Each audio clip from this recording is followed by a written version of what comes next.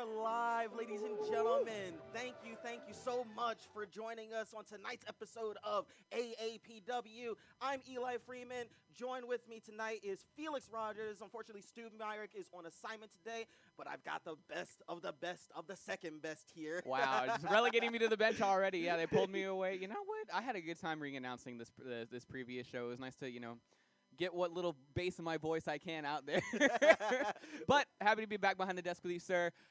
This is a very, very good show ahead of us tonight, and I'm looking forward to all the action we're going to be calling. Oh, man, and quite an action-packed card we have tonight. We have, starting off first, we have our AAPW social media champion, the savior of AAPW, Zach Taylor, taking on Austin James.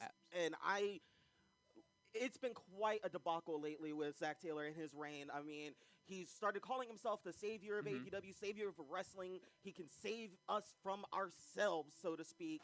And we saw last week he took on his own cameraman, Danny Orion, and I felt uncomfortable throughout that match, Felix. I mean, as someone who works with Danny quite a bit, him and I have been able to, co-host the Buckle Bomb over the past few months, and he's kind of brought up, some of his sort of student-teacher relationship, call it what you want, young boy type of deal he's got going on with Zach Taylor, and, Zach was kind of presented with sort of an ultimatum, wrestle or lose your title, and he's like, well, there's a challenger right in front of me, and Danny brought the best that he could, but, ultimately, that, almost a decade of experience that Zach Taylor has played a very big part in the decision of that match. He does have a solid test in front of him now. We made sure, Papa Don made sure to put Zach Taylor in a match so we didn't have any sort of chicanery as compared to last show. But he is taking on Austin James, a man who is on a bit of a hot streak.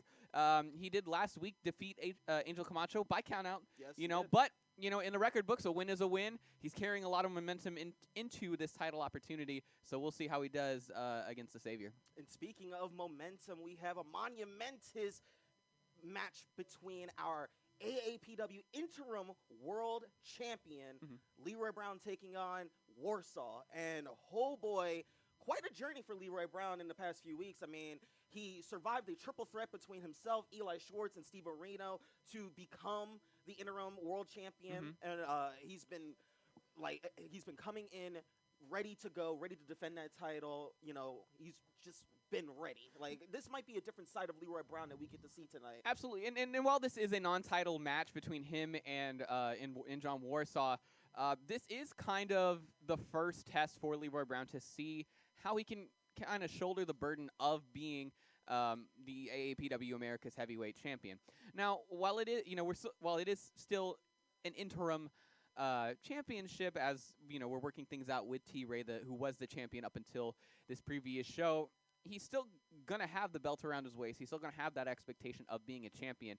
And Warsaw, obviously, we've seen over the past few shows in the past few months that he is no slouch. So we'll see kind of what kind of mentality shift and what kind of game plan Leroy Brown goes in as he goes into his technical first match as our heavyweight champion. And as speaking of technical champions as well, we have another showcasing of our independent wrestling champion, Don Rodrigo, defending his championship against the returning Michael Arrow. Absolutely. Michael Arrow, of course, took these past few shows off, kind of went on sort of a spiritual journey, wanted to find himself. Yeah, kind of put everything back, get everything back aligned, get in a good, healthy mindset. And he's taking on, of course, Don Rodrigo here, our interim wrestling champion. It's a new unrecognized title. This is not an AAPW title. However, it is a title here that, Don Rodrigo is willing to defend here. He said last show when he came out with the belt that he had won it at Cody Rhodes' house in a house show. Now, again, I'm not here to question any validity on Don Rodrigo's championship, but he showed up, he defended it well against Chino, and now he's got another defense tonight against Michael Arrow. So we'll see kind of as we move along and see if Michael Arrow can take this independent wrestling championship from Don Rodrigo, or if he can carry this further on and kind of prove that this is a legitimate title that needs to be defended here at AAPW. Indeed. Coming up also later on tonight, we've got Danny Orion, Zach Taylor's cameraman, taking on Eli Schwartz in singles action. And I've got to say, what is Danny O'Ryan thinking? I mean, well, we said earlier that he faced off against Zach Taylor last episode of APW, lost in glorious fashion. He did put up a fight, did make, captivate a lot of people's hearts, and, while he didn't come away with the victory, he put on an impressive debut. What really surprised me was after the match, he accepted tutelage from Zach Taylor, even after the beating that he, got taken part of and Absolutely. whatnot.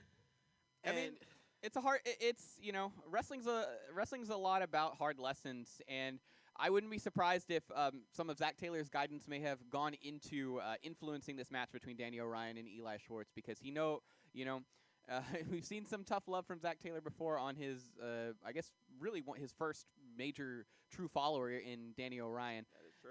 But he is going up against a very angry Amish man here in Eli Schwartz tonight. Really seconds away from becoming the AAPW interim heavyweight champion. But Leroy Brown was one who capitalized on the opportunity created by Eli Schwartz, and the belt's now around Leroy's waist, not Eli's, and Eli might have a couple objections to the results of last show's match. And I mean, I've got to look. When I looked at Eli Schwartz when he came into the building today, I saw a different man than what I've once seen, a couple of weeks ago. This man is more aggressive. He's definitely angry. He's definitely got a claim to that world championship that he feels that he was robbed of last episode. So I can't wait to see how he channels all that anger and aggression in tonight's match against Danny O'Ryan. Absolutely. And we've got another, not necessarily a first in AAPW, but definitely our first intergender match in a long time here, as Steve O'Reno takes on former AAPW Women's Champion Ava Wild. Now, Ava, of course, was defeated last show by Vert Vixen. Vert Vixen, now a 3-time AAPW Women's Champion. But we spoke with Ava Wild earlier today, and we kind of saw her. We had heard that she was looking to kind of take the next step. She had never really tasted defeat before. Right. Really, not only just in wrestling, but in all of the pursuits that she talked about on the Buckle Bomb a few episodes back, about how she's just been extremely successful in every part of her life, and defeat can really mess with someone, when you take a loss like that. So she's saying she wants to refocus. She wants to take on all comers, as the bigger and the badder, the better. And who better, really, than the pinfall wizard, Steve O'Reno? And that is true. Former AAPW world champion, I believe 2-time AAPW champion, wrestled all over Texas, all over the United States, actually internationally as well. This man will definitely bring out the best out of Ava Wild, and I can't wait to see that match as it takes place later on tonight. Of course, absolutely. Moving on, we still, of course, the rivalry that we've seen kind of sprout between Christopher Black and Lawrence Botello is not quite over yet. As you've seen, they're going to have a rematch tonight. So some interesting developments, of course, with Christopher Black. As you see, he's realigned himself with Benjamin Greenback, and was kind of got off to a rocky start. Lawrence was able to kind of escape with the victory last show, which did prompt this prompt this rematch. I know Greenback was very vehement in demanding a run back against Lawrence Botello. So we'll see what these two men will bring together tonight. And with Greenback roaming around on ringside, we could shenanigans may be afoot from our resident billionaire. That is true. Also coming up tonight, we've got 6-man tag action between Alberto Reyes, Ali Summers, and newcomer American Eagle taking on Old School Domination. Now, lately, Felix, Old School Domination seemed to kind of have dissension in the ranks. Ace Seidel has lost. He lost his last 2 matches. Lost to Ali Summers last episode at APW. I don't know what really happened. Maybe he caught him by surprise, or it was just a little bit of showboating, and he just wasn't paying attention and whatnot. But whatever the case is, OSD lost their match, and there seemed to be a little bit of an argument in the middle of that ring between Manny Domingo and Ace Seidel. Right. I mean, every wrestling faction, I think, goes through rough patches. When you have a group of ambitious wrestlers with a common goal in mind, and you're not quite hitting the heights that you think you should be hitting, you do kind of go through some rough patches. There's some rocky roads ahead. However, all three members of OSD are back together under the banner in 6-man action. And against these three newcomers, this might be what they need to kind of get back on track and move forward together as a group. But we'll see. We've proven over the past few shows that our newcomers, not to be trifled with, they are very capable in the ring, despite the low number of matches under their belt. But should be a very interesting competition moving forward. And last but not least, our main event of the evening, a mask versus mask match. Mm-hmm. And that will be Vega Del Rio taking on none other than El Rayo. And oh my goodness, Felix. Mm-hmm. I mean, this rivalry between these two superstars has been very heated. It's had so many wrinkles, so many folds, so many tears, so many Mm-hmm. rips. We've had tag team match between Lucha Legion and Warsaw and Vega Del Rio. That all the chicanery between the referees being put in harm's way. We've Mm-hmm. had Warsaw and Vega Del Rio use weapons against El Rayo and Insane. So this rivalry has sort of exploded into new heights. It's now become very personal. It's not about championships anymore. It's not about wins and losses. Mm-hmm. It's about something greater, something more. And what more than the respect, the honor, and the privilege to wear a luchador's mask and to take that off? Absolutely. A mask is the most sacred thing in the luchador culture. It defines your identity, it defines your purpose, and your place in wrestling. So to put something like that on the line, like we've said, transcends rivalries. It transcends championships. This is your entire identity and maybe even your entire career as a professional wrestler. You're putting something like that on the line. It can really bring out everything that you've got within you to keep that mask on and to continue being the wrestler that you are. So one of these men is going to effectively meet their end tonight. Whomever ends up on the losing end of this mask versus match mask. Lucha de Apuestas rules here tonight, so we'll see who comes out on top. This is some bad blood finally boiling over between Vega Del Rio and El Rayo. Real quick, before we switch over to the main camera here, who do you think is under that El Rayo mask? Under the El Rayo mask? Yeah. I couldn't really tell you. I mean, I've been commentating quite a while lately, and we once had a mask versus mask match between El Rayo and another wrestler here, and El Rayo barely escaped. But there was an inkling when El Rayo almost lost his mask there, and who knows? I mean, if he loses his mask, what does that do for El Rayo's career, especially as a luchador? Yeah, I mean, if you lose that mask, you can't really call yourself Lucha Legion anymore. I mean, it's more a luchador and another guy, Legion and friends, maybe. So yeah, and you've seen El Rayo on social media kind of talked about how big of a match this is going to mean to him, because not only is he technically carrying his career on his shoulders, but his brother Insane's as well. Not only are they currently, again, the AAPW Tag Team Champions on their 4th or 5th reign, I believe. Yeah. But with if El Rayo were to go down tonight, that could mean a lot of uncertainty in the future of Lucha Legion, both for himself and Insane. So I'm sure these men are going together. They're going at it with everything they've got, because, like we said, the mask is the be-all and end-all to a luchador's life here in the wrestling business. So, lot going on, a lot of heavy baggage here tonight as we go through the rest of the show. A lot of heavy baggage indeed, a lot of hard-hitting action. But until then, we go to the ring as Papa Don gets ready to start the show.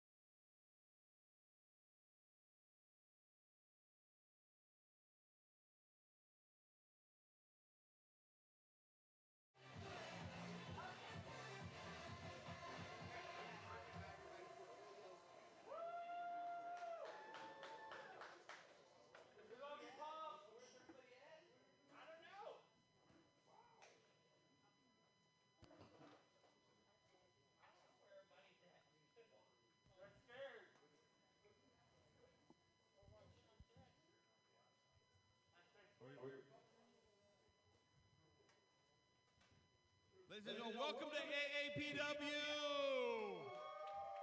Come on, not many people here, but we got to make it sound loud. Let me see one more time. Welcome to AAPW. For those of you watching at home on YouTube, Twitch, Facebook, anywhere you're watching us, welcome to our show tonight. We got a big show tonight planned. A lot of stuff going on here at AAPW. So I got some announcements to make first because we have a lot of stuff going on here. I want to make a quick announcement real quick. Our next show here will be February the 13th. February the 13th will be here at the AAPW Arena, and backed by popular demand, we have the drag queens back here again on February the 13th. We'll be back here. All the drag queens will be here. The ones that you liked that night, the ones that you saw, they will be here and others. So we're going to have a packed house that night and with a lot of fun going on, so you don't want to miss it. Let your friends and family know what we got going on here at AAPW. Wrestling and drag. All right, you won't miss it. You don't want to miss it that night. All right? Also, I want to make an announcement. Catch our Buckle Bomb show. We have a podcast here at AAPW that we put on every week. It's called the Buckle Bomb. It's produced by the students here at AAPW. And of course, you don't want to miss that because they're giving you a lot of details about who they are, where they come from, to be pro wrestlers here at AAPW. Because if you are aware, you would know that these guys are the future of professional wrestling. So don't be shocked one day to see these guys at AAW, WWE, New Japan, Mexico, Ring of Honor. I can go on and on. These are the stars that will be there one day. Hey, and you will remember, you can say, I saw them here at AAPW. All right, y'all ready for some wrestling action tonight? I got to get y'all going. Hey, I want to let the fans here at the arena know. Call your friends and family. Let them know we got wrestling here tonight. Invite them over. We want to have a great show tonight. So tell your friends and family, come on over, pay us a visit. If you've never watched wrestling up close, trust me, you won't miss it. You'll be hooked by the time you leave. Y'all like being here, don't you? Also want to let you know our merchandise table in the back there for the guys. They're selling our merch, our t-shirts, our pictures, and whatnot. So you might want to go out there, support AAPW. Also want to throw this out for the people watching on TV, watching online, and the ones here in the arena. AAPW is asking for assistance. We're asking for help. We're asking for sponsors here at AAPW, and we're asking for people. If you own a business, and if you own a business here in Austin, we're looking for sponsors to put banners up on the wall to have your business being showed, because I know a lot of you watch online. We have a big following online that people watching our show on Twitch, YouTube, and Facebook, and also coming up a lot of other places we're about to be. So you don't want to miss it. Join us. Contact me directly. You know, Ray Papadon Campos here at AAPW, or just shoot me a call or shoot me an email, and you'll find out all the details on that. Be a part of our family here at AAPW. Also, want to let you know, I also mention this guy all the time. Our doctor, our chiropractor is here tonight. Dr. Hagen Schroeder is right here on the side. Some of the guys here, he is loved by all the guys here at AAPW. He fixes everybody up, and what he does for us, he can do for you. So make sure you contact him. Make sure you go see him. Schroeder Chiropractor, he's on the back wall there. You can't miss him. SchroederChiropractor.com. You don't want to miss him. Go check him out. This is why I'm able to walk, able to do everything I'm able to do, because of all his assistance, and he's helped me along the time to get me back where I'm at. So make sure you go see Dr. Hagen. Thank you, Dr. Hagen. He's right there. Thank you, sir. All right, so let me do an interview real quick. I want to bring out one half of the main event tonight. I have to bring out somebody that we have to talk to, because this match was impromptu. This match was called really quick, and I'll just bring him out. Ladies and gentlemen, one half of the tag team champions and member of the Lucha Legion, El Rayo.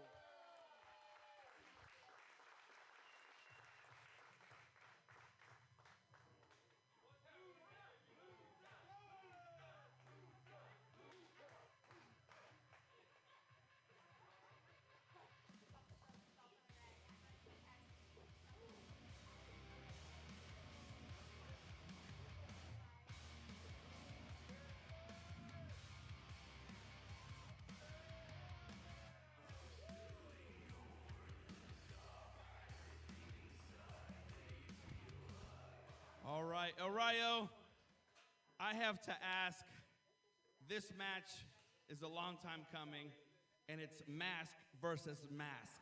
tonight here at the AAPW Arena. You, one-on-one against Vega Del Rio. You know, Pops, this is 2 years coming. 2 years. Insane and I came into this business, and we took over AAPW, if you don't remember. But then we saw the light. But you know what, something insane? Our first title win came against Vega Del Rio. And since then, he's wanted to lead both my brother and myself. He's the reason why my brother and myself were no longer a team. So tonight, I challenge Vega Del Rio to a mask versus mask match. And if I lose, Lucha Legion is no more. But if I win, Vega Del Rio cuts all ties with Lucha Libre, cuts all ties with the Lucha Legion, and we prove to everyone tonight that we never needed Vega Del Rio to begin with.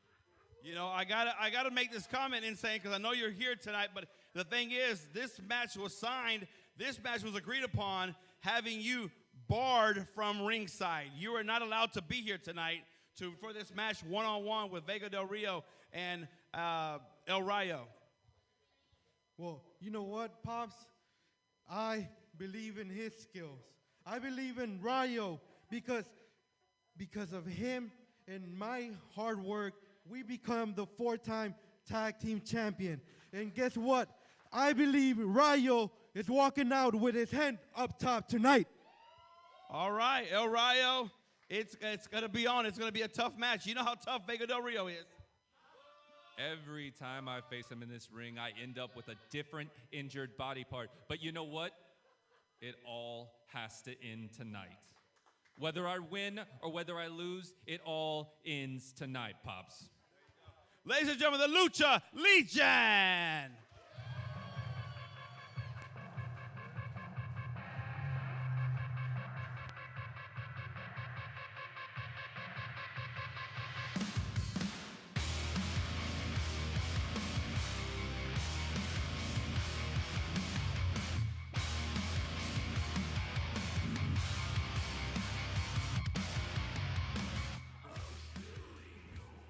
All right, that's gonna be a great match tonight. One-on-one, mask versus mask.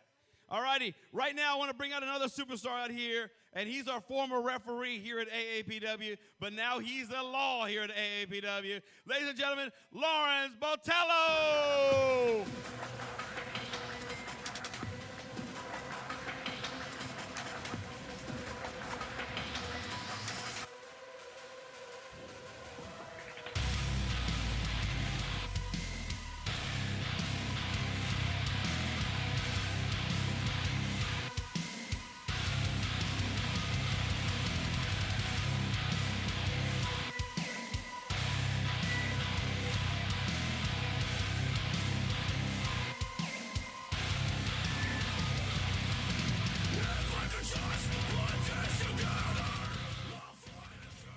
All right, Lawrence, we're going to have a match tonight.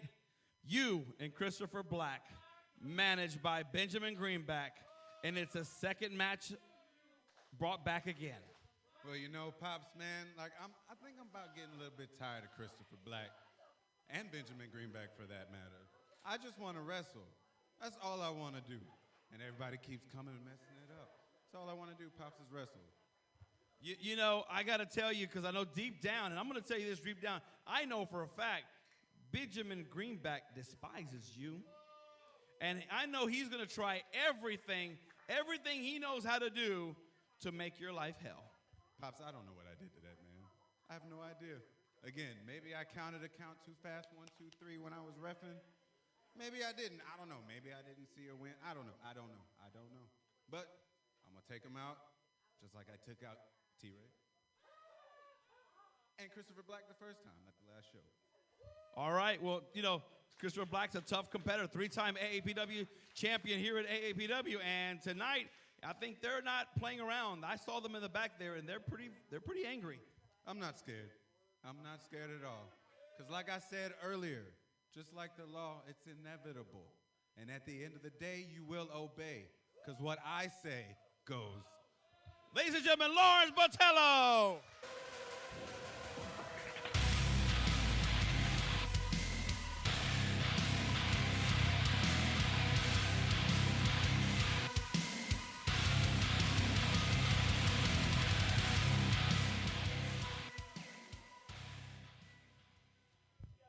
All right.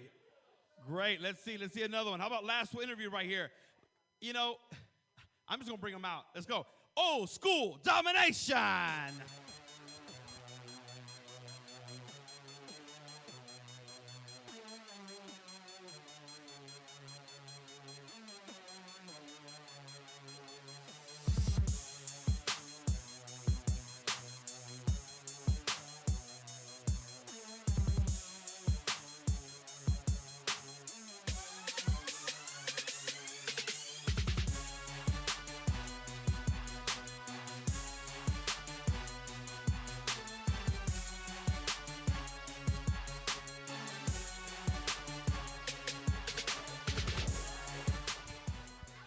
All right. Well, gentlemen, I brought you out here because for the past few months, there's been strife within the family. There's been issues within the family. And y'all are on the biggest losing streak here at AAPW in a long time. So, watch your tongue. Watch your tongue. Watch it. I'm talking about facts, and you are aware that for the last 4 shows, y'all have not won a match. I feel you must be part of that. I feel like you're trying to break us up. But no, we came together as a bond. We are total alpha males. We're going to come in, and we're going to dominate, and we're going to win titles. We're going to... Okay, all right. All right, Jose, come on. You were not here last week, and I'm going to tell you what happened. I know you know what happened. Well, your team lost, and you guys were former tag team champions, and I know you missing that belt around your waist bothers you. Yo, you know what it bothers me a lot, but let me tell you something. I am here, and tonight we are going to win, and we are going to overcome this defeat. You know, I'm going to be a little honest, hey, Seidel. Hey, Seidel. I'm going to be a little honest here only because we're brothers. You're trying to get all your shit in, and that's what causes us. But tonight, we're going to have each other's back, all 3 of us. And at the end of the night, we're going to win, and when we win, you better put us in a tag team champion match next show and titles because we are OSD, and we are going to take over AAPW.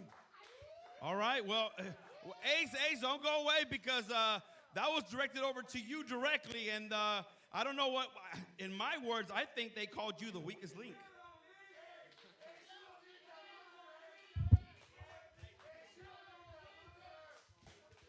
Piss off. So here's the deal, guys. I'm sorry that I let y'all down. The reason that we've been losing, I'll be honest, I have not been coming to practice. 100%. I haven't done anything. My knee has been screwed up. You know that for a fact. Last week, you saw me. I went from the springboard. My damn knee went out. Embarrassing, I know. I slipped and I fell. You know that was a winning move. For a fact, that was it. We were going to win. Come on, bro. Where have you been? No, hold on. This is kind of getting to me. Where were you? We needed you. Where were you, bro?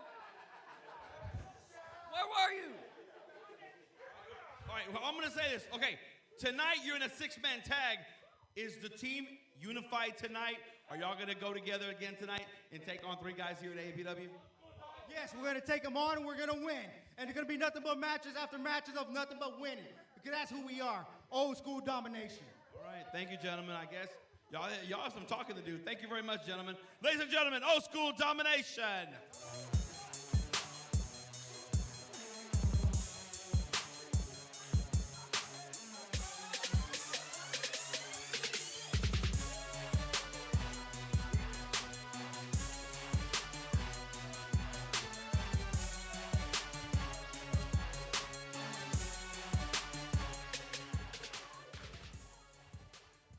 How about a wrestling match? You ready to go?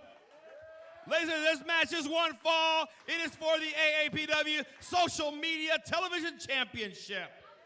Introducing first the challenger from Austin, Texas, Austin James.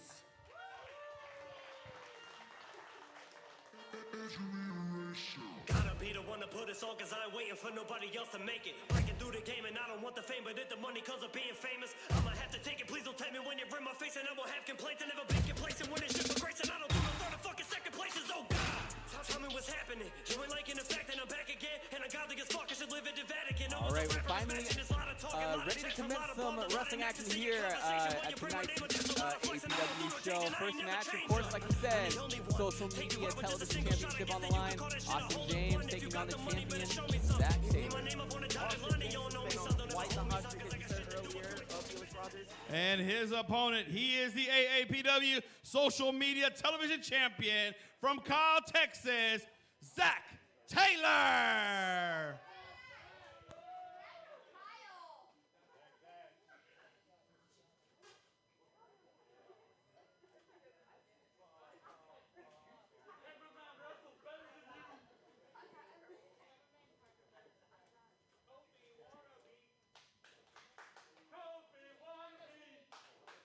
Zach Taylor again sauntering his way to the ring. You see Danny O'Ryan in tow once again. Opting really just kind of have everybody bask in his presence. No distractions, no outside showboating, no, none of that.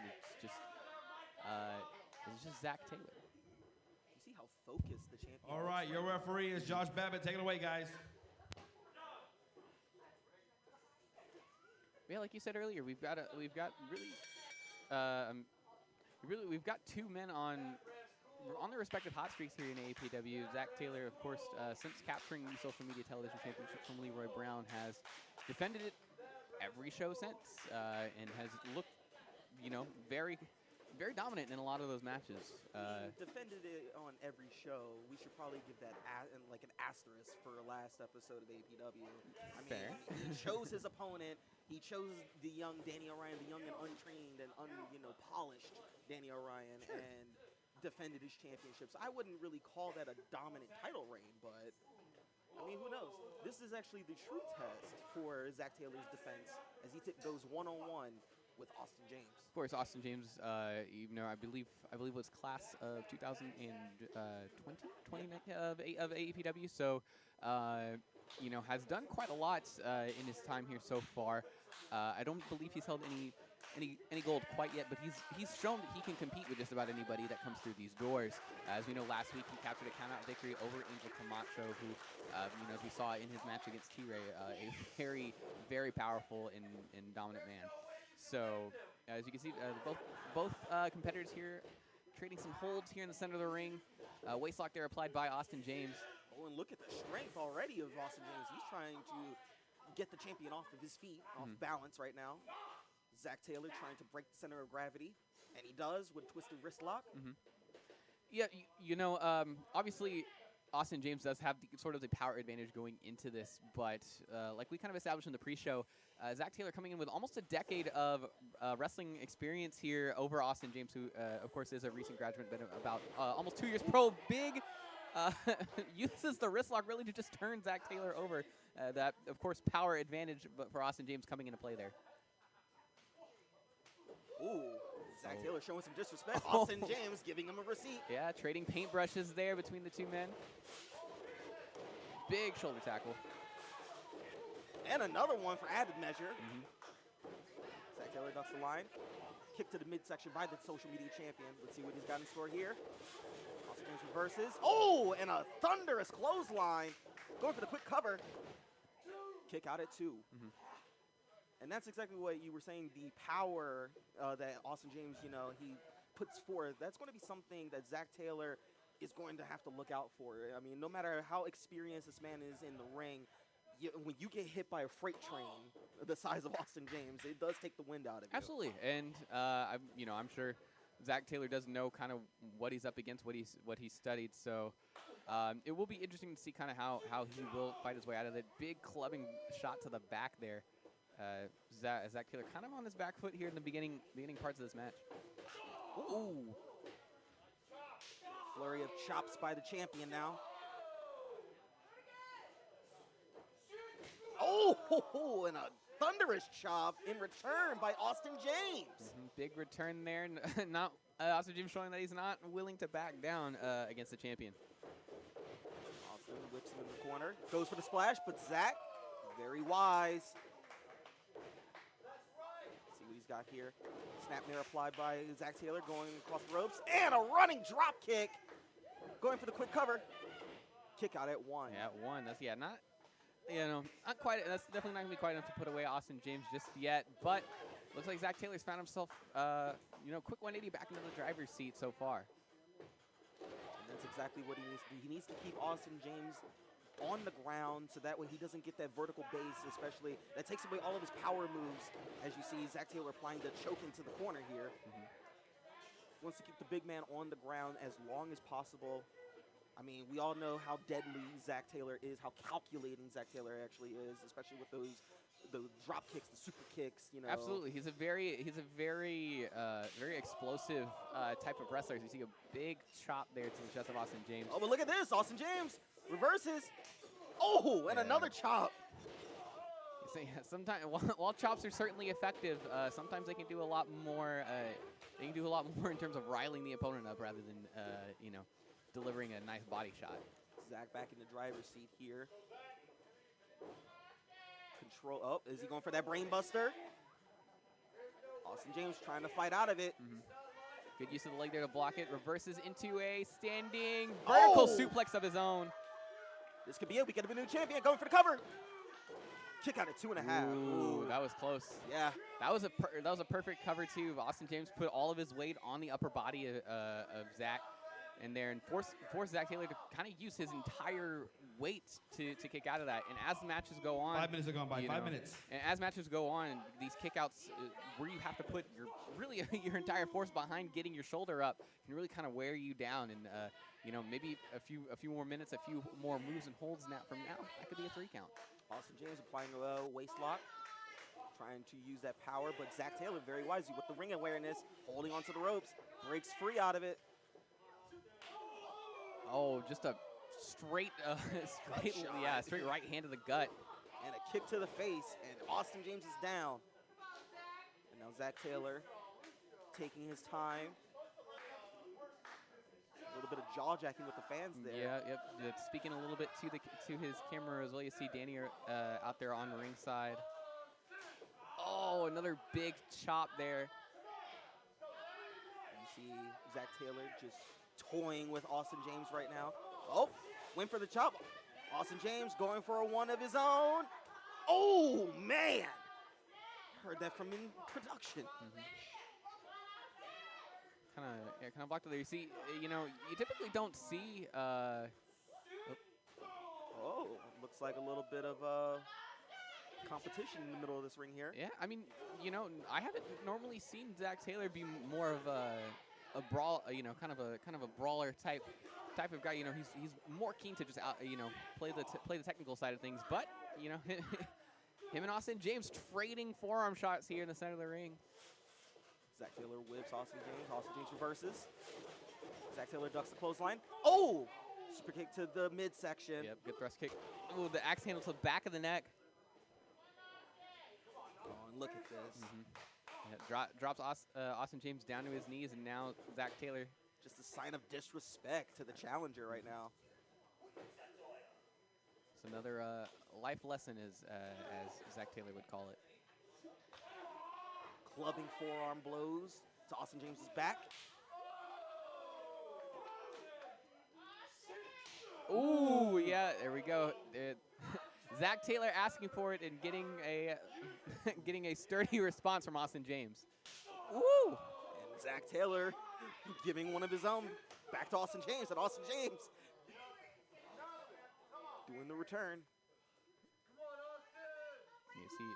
You see a big grin on Zach Taylor's face as he has that right hand. I guess he declared himself the winner of that little exchange.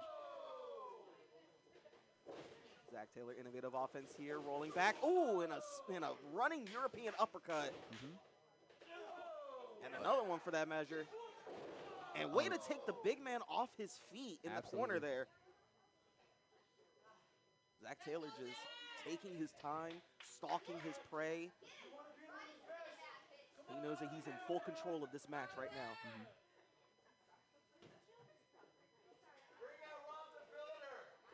Oh, another big chop there. Zach Taylor measuring his opponent. Getting a running start. Oh, and a clothesline into the corner. And another one. Yeah, sometimes these big shots are all you really need to start chopping that tree down. Misses the third one. James pulls out. Returns the favor. A big shot of his own and a European uppercut for measure. And you know what's coming next, Felix. The running splash. There it goes, and it connects. Shows him out. Taylor on his feet, but he's woozy. Kick to the stomach. Stunner. Now, we haven't seen that before. Going for the cover. We have a new champion. Oh, my. Kick out at 2.5. Right at the end there, Zach Taylor gets that shoulder up. Maybe it should be ring awareness there. Goodness. The big splash into the stunner kind of, through. Maybe probably through Zach Taylor's equilibrium up here. So he stutters. Turns around. Ooh. Okay, nice knee strike here by Zach Taylor. Ducks the line. Going for the quick roll-up. Just changes his mind. Just turns him over. Into the super kick. Big combo to knee strike. And that's it. Good night, big fella. No, wow. He's out at 2. For a minute there, I thought Zach Taylor, with that combination of knee strikes and kicks, I thought Austin James was out like a light. Those 3 big blows, the thrust kick, super kick, and then finally finishing off with a knee strike. But, Austin James still finding the will to kind of keep himself in this match. What was Zach Taylor? I think he was looking for the Taylor driver there, but couldn't quite get Austin James up. Stomps to feet. Clothesline Texas smash there by Zach Taylor. Big shot there. See if he can roll him over. Hooks the leg. Kick out at 2.5 by Austin James. And then another defiant kick out there by James. 10 minutes are gone by. 10 minutes. After 2 big combinations there by Zach Taylor, he still can't keep Austin James down. And that's, I don't know if that's more of the strength of Austin James or if that's the heart that he exudes here at AAPW, especially on how much of a hot streak Austin James has been on. He really wants to prove to everybody that he belongs here. He belongs in the world of professional wrestling. But Zach Taylor with a running drop kick in the corner. Backs up. The speed comes out of it. Uranagi in the center of the ring. Yeah, big slam. Cover. We can have a new champion. Kick out at 2.5. Oh, my goodness, Felix. We could have had a new champion right then and there. Yeah, I know that was a big Uranagi slam. Essentially carried him all the way out to the center of the ring and just dropped him on the back of his head. But, again, that's just part of what... Is Zach Taylor trying to direct I think he's, Danny Orion? I think he's pleading to Orion for some assistance here. Austin James looks like he's going for an inverted figure 4 there. And what's this? Danny Orion on the apron, distracting the referee. Sort of. The referee. He's having a conversation. I mean, obviously, I know you want to get Orion off the apron there, but come on. You see, Taylor did tap to the inverted figure 4. It's why Austin James released the hold, but I think Austin James realized that the ref had his back turned. And now the quick cover. Come on now, not like this. He kicked out at 2. I mean, that was the sort of shenanigans that they used to win the social media title. But James out at 2. Big lariat. Good night, big fella. And it's over. Your winner of the match and still AAPW social media champion, Zach Taylor. Zach Taylor captures or successfully defends his social media championship against Austin James. I don't like this one bit, Felix. I mean, we kind of saw there he was ordering Danny Orion around to kind of play the, I guess, sort of distraction needed to capture the title. He got up on the apron. Referee's back was turned while Taylor was tapping out to that inverted figure 4.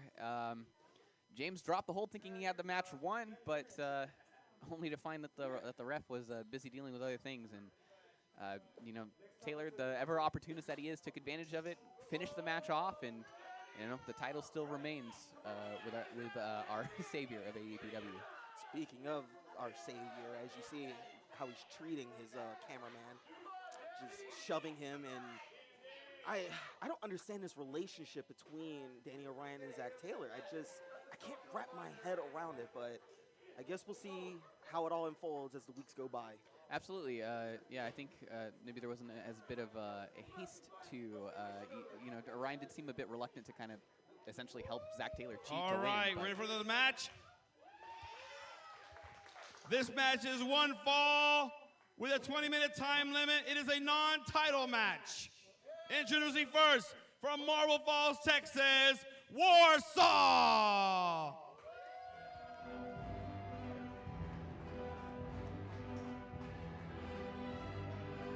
We see now John Warsaw making his way to the ring. Obviously, his normal tag team partner Vega Del Rio is a bit preoccupied with his mask versus mask main event tonight.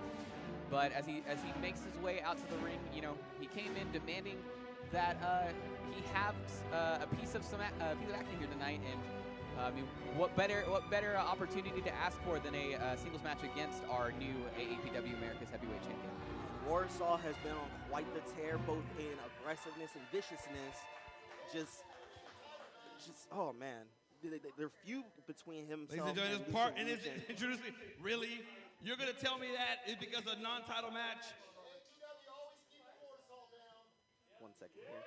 I think Warsaw's having some. I'll tell you objections to what, this being a you win the non-title match tonight, I'll give you the title shot next week, next show. Whoa! Here we go. All right, Your big opponent news, is, okay. he is the current interim AAPW America's Champion, Leroy Brown. Lay it down. Leroy, make them lay it down. Yeah, you know it's Leroy Brown. Hey, lay it down, come for me, you gon' have to lay it down. I'm the baddest man in town. And Leroy Brown making his way to the ring. What an impressive start to 2021 this man has already had. Capturing the AAPW America's Championship, surviving a triple threat match between Eli Schwartz and Steve Rito. And now, this is, even though it's not a non-title match, this is his first test as top dog here at AAPW. Absolutely. It would certainly be a wrong, kind of a bit of a misstep to come out your first match as the champion and to come out in a losing effort. So we can expect Leroy Brown to bring that bit of hustle with him as he goes into his first match again. Now we know Warsaw a bit, let's say, disappointed at the fact that the title is, of course, not on the line tonight. But as you saw, Papa Don kind of giving Warsaw benefit of the doubt. If Warsaw is able to come out victorious, he will prove that he can go toe-for-toe and defeat the America's Heavyweight Champion. So, of course, wouldn't make any sense then but to give him a title shot for the real deal. That is true. Both of these men have met before in the middle of the ring. Once as Leroy Brown was the former APW social media champion, took on Warsaw in a valiant effort. But, I mean, this was more of a hoss match than anything. Just two big guys just slugging out in the ring, hard-hitting action. Absolutely, these are definitely two of the men on the heavyweight side of our roster. John Warsaw, very powerful, very aggressive, sort of. You see, just making the opportunity to just kind of get out of the ring there, and not really wanting to tie up with Leroy Brown. Obviously, Leroy having that reach advantage. In turn, you kind of get that sort of positional advantage in these type of holds. You can apply your force a lot easier. You don't kind of have to get up and over as much, having the taller build and the longer arms to kind of get in there with Warsaw. You see Warsaw taking his time, sauntering around the ring. Sashaying around the ring, actually, taking his time. Yeah. These are the type of mind games that Warsaw usually employs, though, and I mean, let's hope that it doesn't anger Leroy Brown into making him a costly mistake. Absolutely. So we have Warsaw here, stepping back into the ring, jaw-jacking with the fans. Mm-hmm. Here we go, looking for you see both men looking to hopefully lock up this time around. There we go, both men in the center of the ring here. Struggling to get the upper hand. Mm-hmm. A clean break is showing how evenly matched these two gentlemen are. Mm-hmm. Yeah, I believe, Leroy Brown stands about 6'3", 6'4", very, very tall man. So he's kind of got that leverage going in. But Warsaw opens up at least advantage. Has some inside headlock for the time being. Headlock takedown by Warsaw here. Mm-hmm. Oh, but look at this. Oh, Leroy trying his best to fight out of it. Warsaw still applying that pressure. Yeah, again, those long legs of Leroy Brown coming into play here as he tries Oh, to reverse going it. for the rollover. Kick out at 1.5. Oh, going for it again. Trying to get that quick cover or that quick roll-up, that surprise roll-up. That would be. Oh, look at this. That might. Yeah, of course. One of the if any disadvantages to having your opponent in a grounded side headlock like that is usually a stronger opponent can kind of shift their momentum and bring you over onto your shoulders. And last place you want to be as a wrestler. That is true. Couple of forearm strikes by Leroy Brown. He breaks out of it and gets into his own side headlock takedown. Yeah, that was a good motion there too. Kind of use the positioning of a hammerlock to transition into the side headlock again to kind of keep Warsaw guessing. Warsaw pushes him off. Oh, and meets Leroy like a big old freight train. Oh, what's this? Oh, look at that. Leroy Brown kind of smarting up to the drop down there and just met Warsaw with a drop kick. Leroy Brown here. What's he got in store going for? It looks like a vertical suplex. Warsaw with the ring awareness, using the ropes to his advantage to kind of leverage himself. Now Warsaw taking a breather, trying to refocus, rethink his strategy. And this is like Warsaw's brand of attack, pretty much. He likes to take it slow, likes to take it at his own pace. Absolutely. And pick apart, body part after body part, especially. I mean, and that's just, he briefly resets the count before going straight back out to the ring again. Again, this is some of the tactics that you can employ here. You make your opponent move at your pace. You can execute your game plan if you bring them down to the your beat or bring them up to yours. Either way works. You either you exhaust them mentally one way, physically another, and as you see, Warsaw might be ahead a bit in the mental game here. Indeed he is. So it looks like Warsaw steps back into the ring. Let's see if these two men will lock back up in the center of the ring here. Both men measuring themselves, or measuring each other. Oh, Warsaw asking for a test of strength. Leroy went to meet him, but again with the mind games, it looks like Leroy Brown and Warsaw, of course, taking control at any opportunity he can get. Clubbing shots to the back, and now a very confident cover, for lack of a better term. There, I feel like I have to use positive connotation. I don't want to have words with Warsaw after the show. Look, 5 minutes have gone by. 5 minutes. The knee to pin Leroy Brown down. Luckily, the second shoulder wasn't down as well. Right, but unfortunately, all of Warsaw was on Leroy Brown's neck. Yeah, that is true. That's at least a good 300 pounds on a person's neck. That's not good. Oh, those teasing us with those big old bear paws, and now he's choking the life out of Leroy Brown in the corner. Utilizing that 5 count by referee Maggie Klein. Tying him up. Oh, well, that's ew. Unsanitary. Especially in these days. Yeah, big double-handed chop to the chest of Leroy Brown there by Warsaw. Oh, and he went for that lariat, but Leroy Brown now on the offensive. Couple of shoulder thrusts in the corner here. Gotta tell you, if there's any man in AAPW that rides a wave of momentum, there's probably none that can do it better than Leroy Brown. Indeed, he was touted as the hottest rookie here at APW last year. Captured the social media championship. Became the interim America's champion. This man has ridden a wave very, very high. Oh! Big clothesline out of the corner, too. Leroy Brown. Oh, nice headbutt by Leroy Brown. I think he rocked himself on that one. Yeah, Warsaw came up a bit dazed, threw a big haymaker, and met with the strong cranium of Leroy Brown. Oh. And again, that neck we've seen as he continues to work on it there. A nice takedown there into the cover. Kick out at 2. Quick thinking by Warsaw, especially, you get hit in the head so hard by the headbutt, but to then spin around and hit him with the alley-oop cutter almost? That was actually a really, really innovative move by Warsaw there. And again, he's been kind of working Leroy Brown's neck for most of the match. Now you see the neck bouncing off the ropes. We saw him essentially choke him with his knee earlier too. So, you know, very dangerous part for someone to target. You know, there's a lot of very important parts of the human body in the neck area. Oh, and a furious Leroy Brown now. Yeah, shotgun drop kick into the corner. A lariat. Warsaw comes off. Oh, Spear! my goodness. Going for the cover. Kick out at 2. Yep. That is something we haven't seen from Leroy Brown.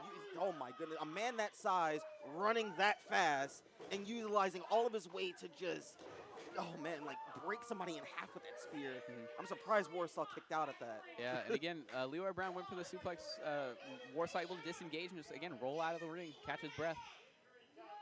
And that's just, I think, been Warsaw's game plan. Anytime Leroy Brown gains the upper footing, he just dips. He just bails. I mean, that's... It looks like he's done for the night. Oh, well. Well now. Warsaw, I guess, deciding that he has had enough. And leaves Leroy Brown out of the ring. I don't think that's how you want your first match as America's heavyweight champion to go down. I mean, in the record books, it'll go down as a win, but, you know. Your winner of the match by countout, Leroy Brown. A win is a win is a win, Felix. But yes, I feel as though we were kind of spoiled a little bit. We could have had a great match between these two, but Warsaw not taking it to second gear. He just decided, I'm done for the night. I mean, we've seen Warsaw as a man who's definitely capable of taking his ball and going home, and he decided, you know what? He wanted to go out on his own terms, and decides that a count-out loss is better than a pin loss. That is true. All right. This match is one fall with a 20-minute time limit. Introducing first from the Kickapoo Reservation, Michael Arrow. As we move into, of course, from what we do understand, this is a match for the Independent Wrestling Championship. Obviously, Papa Don not keen to announce a non-AAPW title here. It's still an unsanctioned title from what we understand, but Michael Arrow making his return here to AAPW after a month or so long spiritual journey. You know, he likes to go back to his home over in the Kickapoo Reservations up in the Texoma area, kind of reacquaint himself with you know, kind of his mindset. Opponent. Exactly. From Monterrey, Mexico, Don Rodrigo. It is El Toxico, Don Rodrigo. Apparently he told me to say that means toxic boyfriend, your toxic boyfriend. Ay, Rodrigo. Rodrigo definitely a charmer in more ways than one. I got to experience myself in the ring last show, but you see he comes around with the Independent Wrestling Championship on his waist, here to more or less defend it. You know, he did say that this was supposed to be on the line, but again, due to it not being a sanctioned AAPW title quite yet. Your referee, JC Garcia. Take it away, guys. What a charmer that Don Rodrigo is, I have to say. You love to hate him, but my goodness, all you want to do is just stare at his eyes, honestly. Just get lost in him, please. There you see the Independent Wrestling Championship.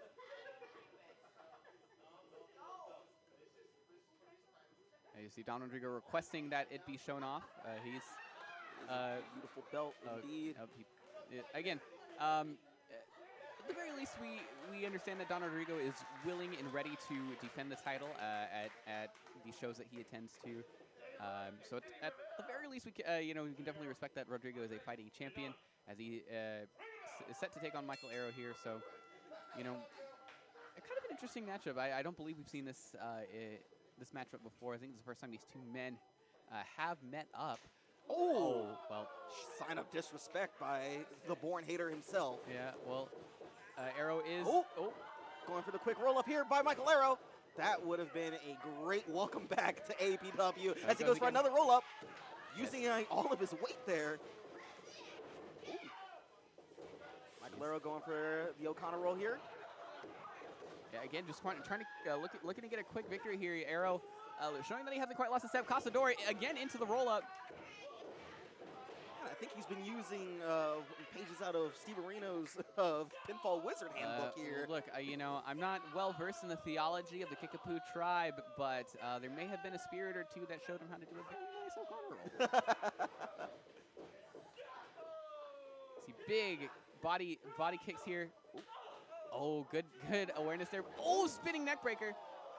Yeah, good awareness there by Rodrigo, blocking the ever dangerous chops from Michael Arrow. Turns it into the fisherman neck breaker of his own, and steps on the eyeballs. Oh, and again, just raking the face. Don Rodrigo showing that he has every claim to this independent wrestling championship than the next person. You know, allegedly he did win the title from, or at least at Cody Rhodes' house.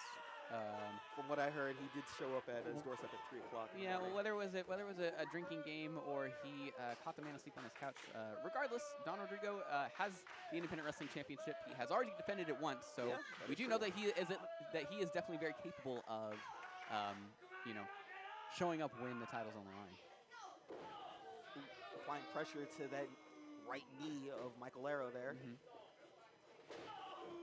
And one for the left as well. I think he kind of realized pretty early on those kicks, definitely not something to be trifled with, so he's going to try and see if he can limit those as much as possible. Double underhook, suplex there by Don Rodrigo. And a little bit of samba into the knee drop. Now Rodrigo hooking the leg. Oh. Michael Arrow reverses. Oh, kick out at 2. And now Rodrigo. Oh my goodness. Just turning Michael Arrow's chest into hamburger meat with that shot. Yeah, absolutely. Big open-handed shot there. Don Rodrigo. Oh, Michael Arrow reverses into the shotgun drop kick. Yep. Catches him beneath the breadbasket. And a tomahawk drop. Big flying tomahawk there by Michael Arrow, but Don Rodrigo out at 2. I've got to say, for somebody that's been away from AAPW for about a month and a half now, Michael Arrow looks as if he hasn't lost a single step. I'm telling you, those spiritual journeys do wonders for a man out there in the Kickapoo tribe. Ooh, nice chop by Michael Arrow. Oh, went for a kick, but Don Rodrigo.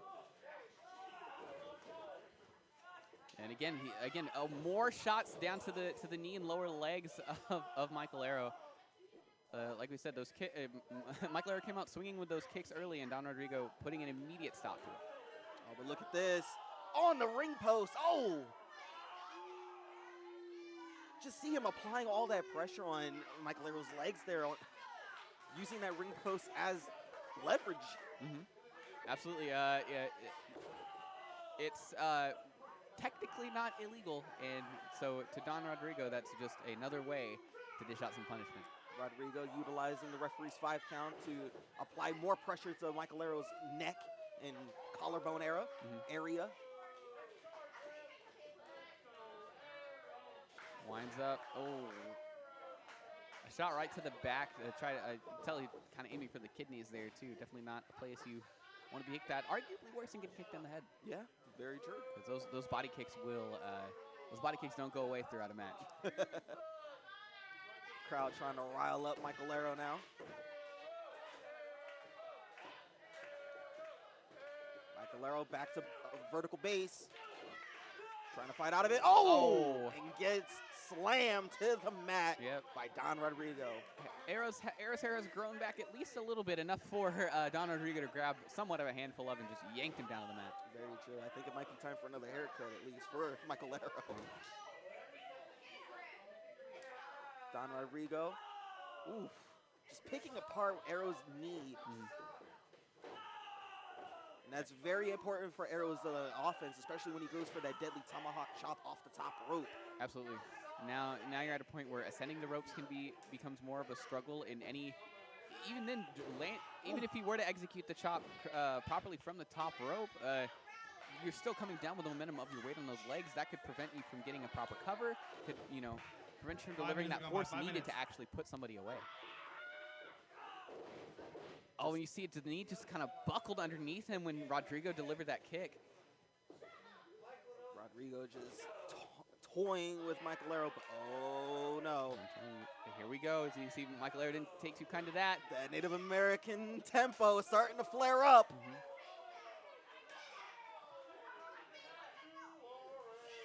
Oh. Rodrigo, oh my goodness, a strong Eagles grip there on the wrist, and just it turns Don Rodrigo, gets him chopped to the head by Michael Arrow. And a second one for added measure. And a third one connects. Let's see what Michael Arrow has in store.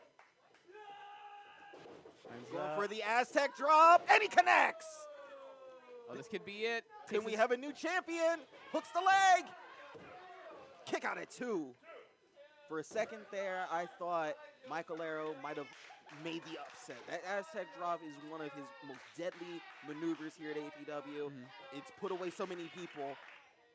But Rodrigo showing that he's got just as much heart as anybody else. Oh, kick to the face as you see Arrow ascending to the top, probably looking for that big tomahawk that you were alluding to earlier, but Rodrigo fighting back against it.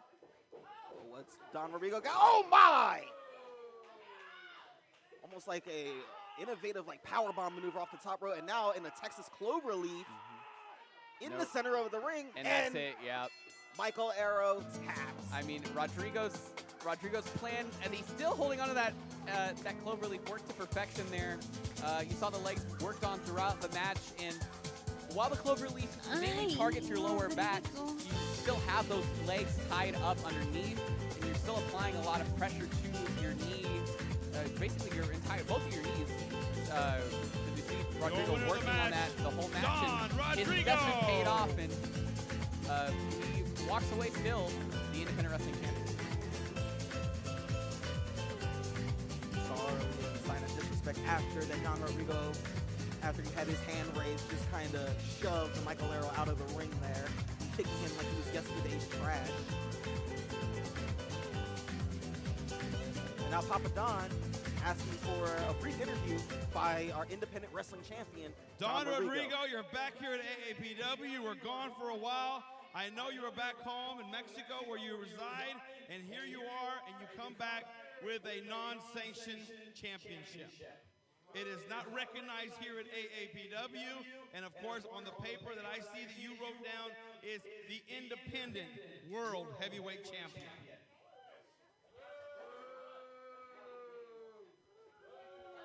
That is right, Pavalan. This is the Independent Heavyweight Wrestling Championship, okay? This is what you get when you go outside of the little play school, okay? This is what the big boys wrestle for, where they get paid, where they get big contracts. That's what I represent, hermano. And let me tell you, I'm from here. I know what these guys endure. I know what they do to train. That little Indian you had me wrestle was a hell of a match. But let me tell you, just like the SARS disease, I put them in the ground, okay? I am not afraid of anyone. And what this is a favor to you, hermano. This will measure how far your students have come here. I want everybody in the back to listen to me. Listen to Daddy, okay? If any of you think that you have what it takes, show up to practice. Work hard, listen to this guy, and maybe, just maybe, you will get a chance at the king, huh? But if you come at the king, you best not miss. Your mother should have swallowed you. Thank you. Wow. Well, a bold statement there by Don Rodrigo, putting the hammer down, declaring the Independent Wrestling Heavyweight Championship as a big boy prize and a measuring stick here in AAPW, making a sort of a declaration of war out to all of these students to bring your A game. I don't condone that behavior here at AAPW. Well, you know, you didn't give me a chance to finish talking, but I'll tell you what, Don Rodrigo, next time you come back here at AAPW, we're going to put that title on the line right here against a competitor of AAPW. So let's step up your game, because you know what? Now you can lose the belt here at AAPW. We'll see you on the 13th, brother. You reap what you sow. Mr. Don Rodrigo. All right, let's go for the match. Y'all ready? This match is one fall with a 30-minute time limit. Introducing first from Amarillo, Texas, Danny O'Ryan.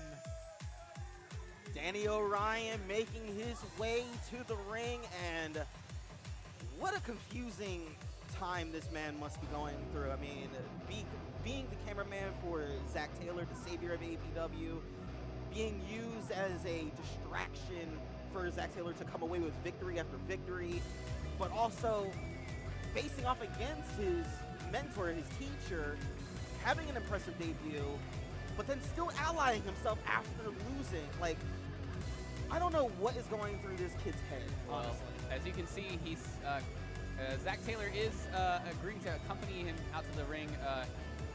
This is just from, like I said, I am, of course, a co-host of the Buckle Bomb podcast with Danny O'Ryan. And we got to kind of talk a bit about his relationship with Zach Taylor. And his opponent, he is from Intercourse, Pennsylvania, Eli Schwartz. And what a challenge Danny O'Ryan has in store for him tonight, going up against Big Amish Eli Schwartz. Well, of course, Eli Schwartz, you know, literally 3 seconds away from becoming AAPW America's Heavyweight Champion, interim at least. We saw him hit. We saw him hit that big overhead slam to Steve O'Reno. Was about to make the cover, but Leroy Brown in the right place at the right time. Your referee shoved is him out of the way. Take it away, guys. And walked away with the win. And now we'll see if Eli can kind of bounce back as he takes on what is, I guess you would say, Danny O'Ryan's at least first official AAPW match. Very true. You see there Zach Taylor giving Danny O'Ryan some pointers before the match actually begins here. And, you know, like I was alluding to earlier, I co-host the Buckle Bomb with Danny. We got to talk a couple, not this most recent episode, but the previous episode before, kind of about his relationship with Zach Taylor. And to him, Zach Taylor is kind of the apex of what it means to be a wrestler here at AAPW. You know, he is a social media television champion. He's got some experience in training up wrestlers. It has a decade of experience. It's very fluid in the ring, and call it maybe a mentor, student teacher, big brother, little brother kind of relationship. There's something in Zach Taylor that Danny kind of admires, and a bit in kind too by Zach to Danny, as he's shown that he's willing to take Danny under his wing and train him up, albeit his methods are a little extreme, unconventional. You saw Danny O'Ryan trying to take the big man, Eli Schwartz, off his game very quickly, using those quick kicks. But I mean, you see here, it's not really doing him so well, man. Oh man, look at the strength of Eli Schwartz. Just manhandling Danny O'Ryan. Now he's just tying him to the tree of woe almost. Oh yeah, he actually does. Yeah.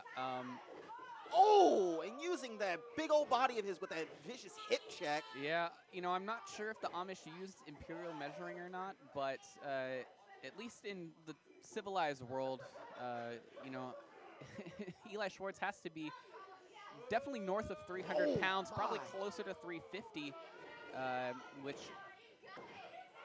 you see Danny O'Ryan barely able to get his shoulder up over the massive frame of Eli Schwartz. You know, we're talking about a man who's at least 2, if not 2.5, Danny O'Ryan's. Is that the new measurement now? It is at least currently. And oh my, another vicious scoop slam by Eli Schwartz, going for the cover. Danny O'Ryan just using all of his strength, all of his energy to kick out of that one. Again, you know, coming from another, you know, smaller built guy, when you are covered by someone even around 200 pounds, it's still a lot of energy you've got to use to kick out. Big drop kick, great elevation there. But it barely got Eli off his one knee. Oh, and now he gets him on one knee with the chop block. See a big chop block there. Oh, he stands back up, ducks under. Oh my goodness, went for around the sun. Yeah. And Eli Schwartz, oh my, very dangerous.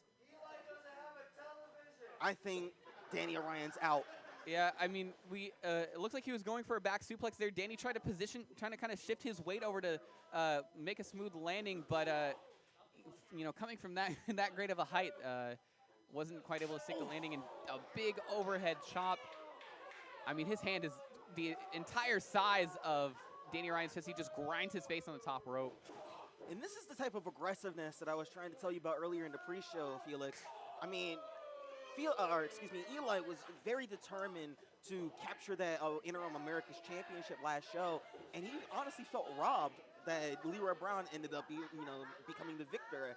And lately, I've noticed when seeing this man in training and whatnot, seeing this man in practice, he has shown quite a different behavior. I mean, I understand he's under fire. He really wanted that championship, and now. Yeah. And now he's back to square one pretty much. But I mean, big drop kick brings the big man down to his knee. I mean, you see when it comes from where Eli comes from, everything is earned and built off of hard work. You put the time and the effort in, and you reap what you show. Looking for a big crossbody there, is caught.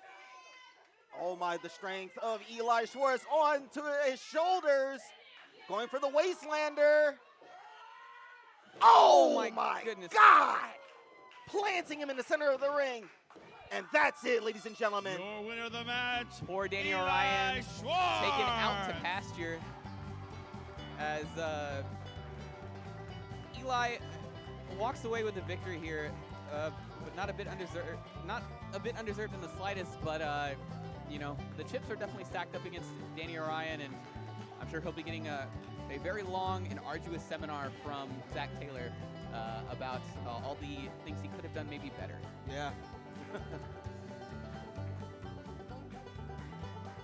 Well, you see Danny Orion still in that ring.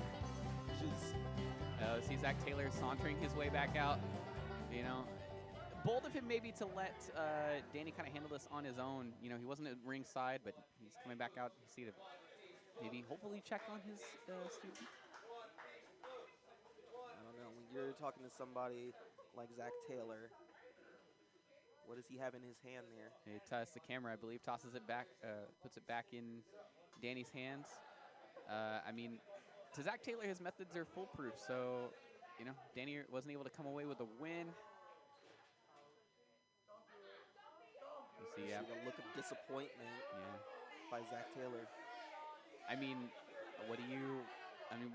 what really can you expect? He's going up against a man at least twice his size.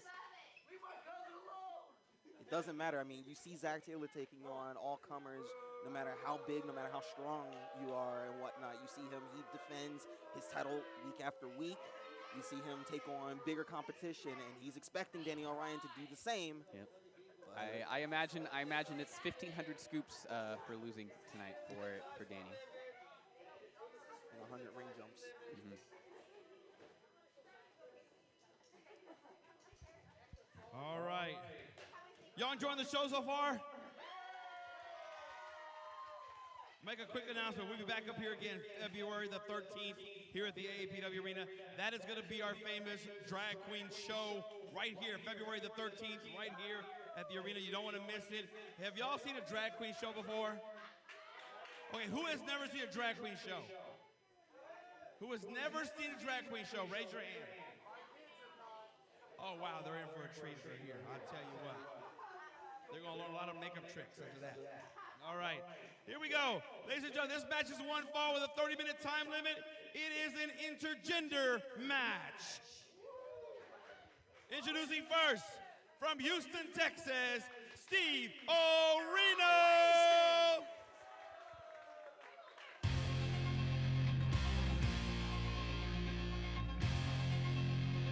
Pinfall Wizard making his way to the ring. Steve-O's always been the kind of wrestler to go with the flow and really take on anybody that wants to tussle in the ring with him. Because to Steve-O, a match is a match is a match. And he's got a very different test here tonight than normal as he takes on Ava Wild in the first intergender match here at AAPW in quite some time. Very, very. when Steve Arena, I look at him as one of the Elite Four in the Pokemon games and whatnot. He is a level that he strives to get to one day. Man has been around Texas, around the United States, around the whole world, really. Very, he wrestles, anybody and everybody, really. And he's got well over a decade of experience. When it comes to wrestling Ava Wild, though, this could be something different. I mean, we haven't seen Steve Arena. His opponent from Georgetown, Texas, Ava Wild! We haven't seen Steve Arena really dabble into the intergender division. This could be something, I don't know, this could be something very different. Absolutely. And I trust Steve Arena. He's been around long enough, and definitely can put himself in the mentality to understand that Ava Wild may be a woman. She's stepping in the ring as a professional wrestler, and Ava Wild definitely not someone you want to take lightly. Ava Wild, former AAPW Women's Champion, lost the championship last episode to Bert Vixen. However, Bert is unavailable tonight, so she decided to get better by taking on one of the best here at AAPW. Absolutely. And she makes her, I would argue one of, if not the strongest pound-for-pound wrestlers, male or female, here in AAPW. So it'll be interesting to see kind of what she can offer, and of course to her, what she can learn from Steve Arena in this contest as well. So hopefully take into what we can only assume is a guaranteed rematch against Bert Vixen. Indeed. Could you imagine if Ava Wild actually pulled off the victory here tonight? I mean, Steve Arena has had quite a bit of a rocky road lately to start of 2021 here at AAPW. I mean, like I said, lost the triple threat match last episode to Leroy Brown, even after taking that thunderous wasteland slam by Eli Schwartz. Steve Arena has a lot to prove now. I mean, once former AAPW champion, former tag team champion, just very decorated here at AAPW. And now he's being relegated to taking on Ava Wild, who, as you see, sashaying in the ring, showboating. Yeah, and it'll be interesting because, like we talked about earlier, Ava, in the interview that we were able to have with her with the Buckle Bomb podcast, she did she did kind of tout herself and explain that everywhere she's gone, every foray that she chooses to put herself into, she has succeeded far and away, has been above average and world class in basically everything she's done. Former powerlifting champion, had held multiple state records at one point too, and making the transition into pro wrestling, came in first match, became AAPW Women's Champion. So, when you kind of ride that high, that wave of momentum for so long, and it kind of comes crashing down like it did last show where she came out on the losing end to Bert Vixen, it could be kind of sort of an ultimatum as you see Steve-O jaunting a bit with Ava there, Ava responding in kind. To where it's kind of an ultimatum where you either put your nose to the grindstone and keep working, or you call it what it is and go home. But Ava showing that she's not the type to do that. She knows there is a myriad of opportunities out here for her, much like being able to tussle here with the great Steve Arena. You see how technically how even these two are. Actually, you see Ava Wild pushing Steve Arena. Steve Arena trying to dig deep and use his strength to get Ava Wild off of her balance here. But you see this tug of war in the center of the ring here. I'm telling you, I would absolutely believe that these two are even in strength. I've seen Ava work out, and you see Steve-O kind of playing a bit with Ava. Mind games by the pinfall wizard here. Yeah, I mean, Steve-O definitely comes out and wants to wrestle his style of wrestling, and just when you kind of let your guard down a bit to his little bit of shenanigans and antics as he dashes through our commentary table and back out here. Okay, okay, so that was a thing that definitely happened. A little bit of chicanery and antics aside, this is the kind of game that Steve Areno plays. It was nice to get a visit from him. Though. Yeah, nice great to- guy. yeah. Great guy. Haven't seen him in a while. He's doing all right. Let's see Wild actually behind Ava Wild right now. They really want to see her actually pick up the victory over the Pinfall Wizard. That would be a great notch to her resume here at APW. Absolutely, and it could mean for, as you see, big waistlock takedown there. Drops Steve Areno right on his face. Yeah. Again, like we said, I fully believe that this is, in terms of strength, this is an even matchup. If not, Ava has a bit of an advantage here. Splash in the corner there by Wild. Snapmare applied by Ava Wild here. You think Stevo came in a bit too Lackadaisical. laissez-faire? Yeah. Oh, going good. for the roll up here. Oh, kick out of one. And you see, Siva went for the reverse, but looks like Ava Wild just couldn't get that second, or she didn't have her second shoulder down. as you see, Steve Areno kind of asking referee Maggie Klein to hold off on the feminist movement for just a second to count those pins. Good side lock takedown by Stevo, kind of wrenching it there. You see the strength of Ava Wild reversing that hold, and now she's got Steve Areno trapped in the center of the ring here. Yeah, good work there too to pull Stevo further away from the ring to avoid any sort of rope break chicanery as she's. Oh, and look at that. Oh. Doing push-ups in the middle of the ring. Wild. Oh, one arm too. Look at the strength of Ava Wild. I love it. I don't think this is more of like a match, but more of just a showboat like competition right now.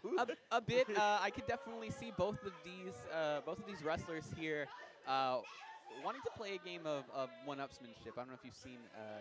I believe it's Annie get your gun, but anything you can do, I can do better. Yeah, you know, exactly. I like that. Sort of a bit of one-upsmanship here by by the two.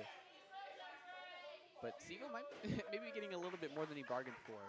Here, as you can see, the head scissors by Ava Wild kind of taking their toll a bit. He was in that hold for quite a bit while she was getting her warm-ups in. Yeah, very true. Oh. Ava Wild going for that O'Connor roll. Steve Areno, very wise, cuts her off in the middle of the ring with that kick. Yeah, thrust kick there by Steve Areno. Oh, stomping there on the arm there of Ava Wild.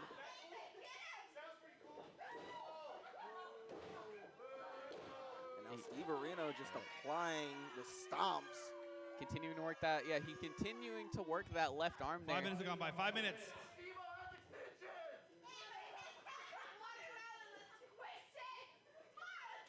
Steve Areno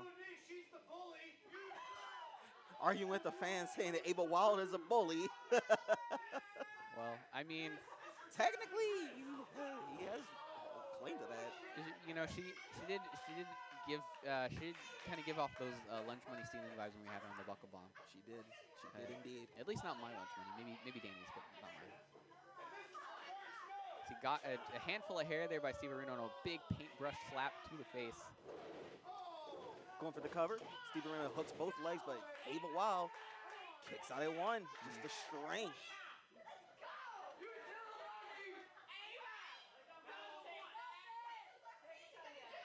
Steve Areno trying to keep things in his favor as he, looks like he's setting up for a double underhook powerbomb.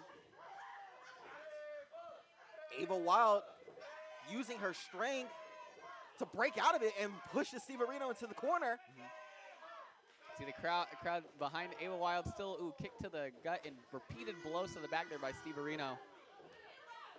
I think the game of one-upsmanship is now over. I think Steve Areno is more frustrated than anything as he goes for that double underhook.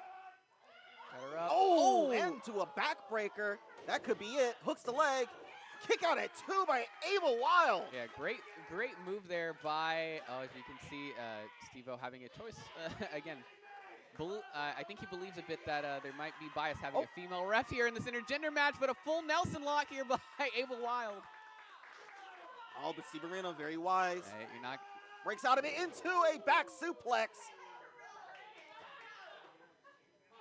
Yeah, yep. Not gonna pull a quick hold over a savvy vet like Steve Areno that easy. Was able to find a quick counter to it and dropped Ava Wild on the back of her head with that great suplex. Indeed. Steve Areno back in control here. Now applying the full Nelson of his own. And got it locked in. Sort of like a master lock now, as Ava Wild is driven down to one knee. Absolutely, the full Nelson. While it it is one of the basic holds here at wrestling, it's still a very prominent move. That pressure that it applies to your neck and shoulders can really kind of cause you to fade out or do the damage necessary to kind of make you give up. But Ava Wild fighting out of it. Look at the strength of Ava Wild. Could she break this? Trying to break, and she does. She breaks the center of gravity, gets Stevo into a sidewalk slam and connects. She just needs to make a cover. I mean, that full Nelson definitely taking its toll on her. But she's back on the attack. Forewent the cover, goes for it, looks like. Looks like she may be looking for that fall-away slam. Oh, does a couple squats with it for good measure. This is just warm-ups for her as she uses the fall-away slam. I mean, Stevo going for the cover. Oh. Kick out at 2.5 by Steve Areno. I mean, man. That fall-away slam is what secured her the AAPW Women's Championship. Definitely one of her more deadly moves in her arsenal, but Stevo able to muster up. Yeah, maybe those couple squats can get all the power she wanted out of it. But look at this. Fireman's carry applied by Ava Wild, but look at Steve Areno. Very wise, using fingers in the face there. Returns a carry over of his own. Oh, and what's this? Uh-oh. Oh, the patented airplane spin, the Steve Areno spin. Taking her around and around. Oh, man, you see Steve-O. He's also dizzy himself. Ava able to fight out of it for the time being. Oh, back and into look the full at that. Nelson. Oh my goodness. Gave him a couple rotations for good measure. Full Nelson slam in the center of the ring into the this cover. This could do it. And she captures the victory. Oh, and Stevo kicking out at 4. Your winner of the match, Ava Wild. Well, call it an upset. Call it what you like. Ava Wild proving here that she can go toe-to-toe with just about anybody in AAPW, male, female, or any other course of identification here, as she walks away with a win and a little bit of a taunt for good measure as she takes the unexpected victory, I would say, here against Steve Areno. I mean, what a performance by Ava Wild, proving to everybody here at AAPW that she can go toe-to-toe and she can bring out the best of anyone, honestly, just as much as Steve Areno does for everyone here in the locker room. Absolutely.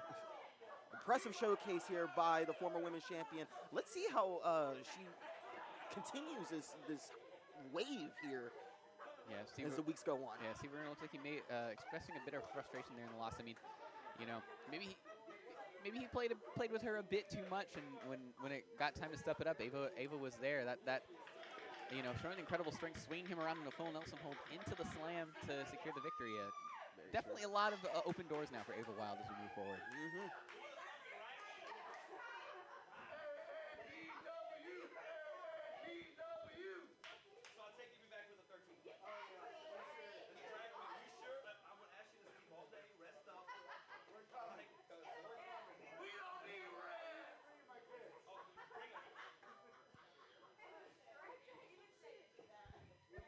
This match is one fall with a 30-minute time limit. Introducing first from Washington, D.C., managed by Benjamin Greenback, Christopher Black.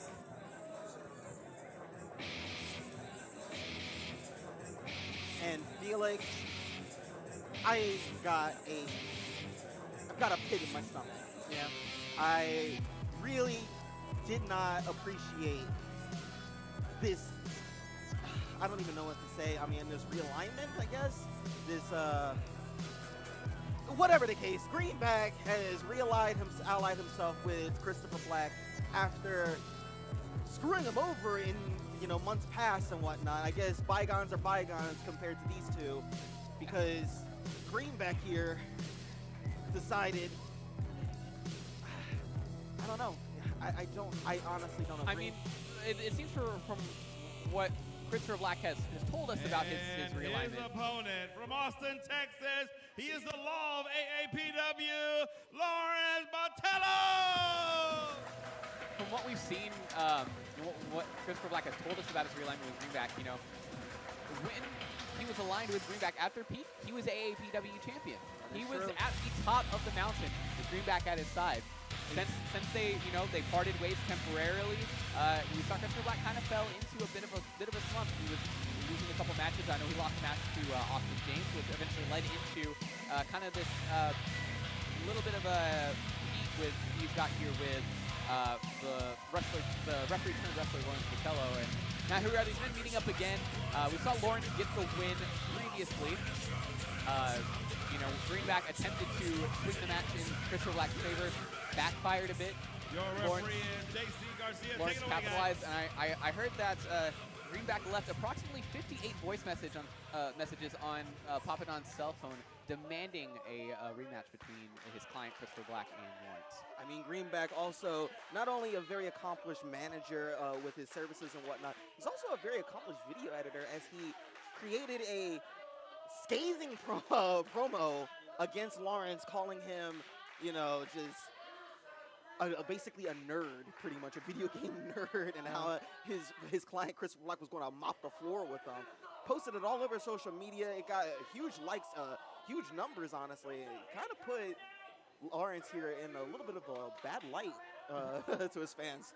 So hopefully Lawrence gets a little bit of comeuppance against Greenback and Christopher Black here. Yeah, Greenback is definitely known to spread some questionable propaganda across social media here. So we'll see. Again, this is the second match between these two.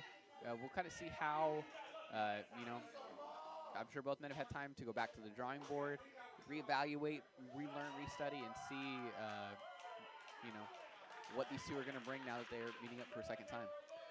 Lawrence, one of the hottest rookies here at AAPW, technically undefeated. His first debut match went into his favor, and technically defeating then AAPW's America's champion T-Ray. Has been on quite the hot streak lately now, and now, as you see, going toe-to-toe with Christopher Black.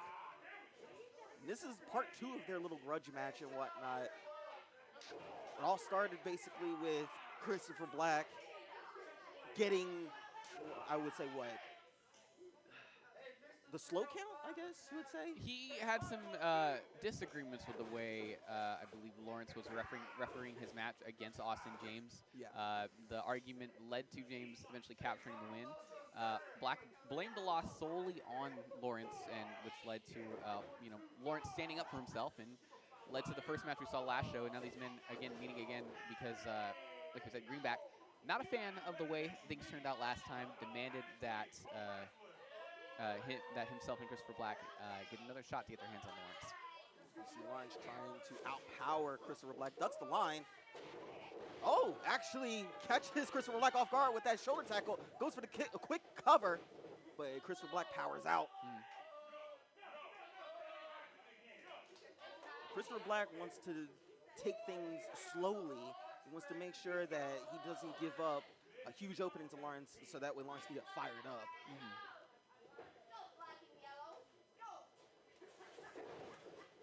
Lawrence using his speed, going for the roll-up. Kick out at 2. Christopher Black kind of on the defensive here, not realizing that Lawrence has the speed advantage. Yeah, I mean, absolutely. I think Lawrence understands too that he can keep a low kind of center of gravity here against Christopher Black. Christopher Black, you know, might be. Oh, and look at the collusion by Greenback and Black, and now Lawrence stepping out, trying to separate the two. Now, you see Greenback ready to fight. You see Lawrence. Yeah, I mean, Lawrence needs to focus on the real threat. Oh, and eats a knee strike on the apron. Yeah, the big big kick there sends Lawrence straight onto the concrete floor here we have here at the arena. You know, I think Greenback kind of knows that should he lay a hand on Lawrence, it would cost his client the match, but Greenback's presence is all really is really all that he needs to kind of entrap his his opponents, for lack of a better term, I guess. Greenback encouraging his client, Christopher Black, to get it back into the ring. Black hooks the leg. Lawrence kicks out at 2. And that's the thing with Greenback. I mean, his chicanery, his shenanigans, both with T-Ray and Christopher Black, every time, oh, wait 1 second, Christopher Black hooking the leg one more time. Lawrence kicks out at 2. Every time a match, is in play when Greenback is either on the apron or outside, it always seems that it's going to be a handicap match, so to speak. It's always that 2-on-1 disadvantage for whoever is facing Greenback's client. Well, sure. I mean, if you choose to have align yourself as part of Greenback's enterprise, that's something you're hoping to get as a return out of your investment. Is that that sort of security and that understanding that you've got someone in your corner who can help you should things go south. Christopher Black taking his time, trying to keep Lawrence down, keep him from firing up at least. The crowd thoroughly behind Lawrence's side.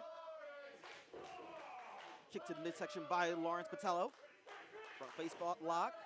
Going, looks like for a swinging neck breaker, but Christopher Black outpowers him. Gets him in a fireman's carry. Oh, and a big-time Samoan drop by Christopher Black. You see the vote of encouragement by Greenback as Christopher Black hooks the leg. Kick out at 2.5 by Lawrence. I don't think he really knew to kick out then. I think it was all muscle memory, honestly. Yeah, it might be. That was a big Samoan drop there. It was a good use of really the power and strength advantage that Christopher Black has to just power your way out of the neck breaker, hoist Lawrence up and into a Samoan drop. See Christopher Black just taking his time and enjoying the punishment he's dishing out on Lawrence. He applies that full Nelson. Lawrence trying his best to break the center of gravity here so he can break out of that hold. He's trying his best. Oh! Finds his way out, was looking for a reversal, but Christopher Black right on top of it. And a knee to the back there. And those big old bear paws just squeezing the life out of Lawrence there. This is a terrible position for Lawrence to be in. He needs to find a way to get back in control. Yeah, here. Absolutely. Driving the knees into the back. Lawrence trying to fight his way out. Ooh, and those clubbing forearms applied by Christopher Black. Oh, man. Rapid succession. I don't know if Lawrence knows where he's at right now.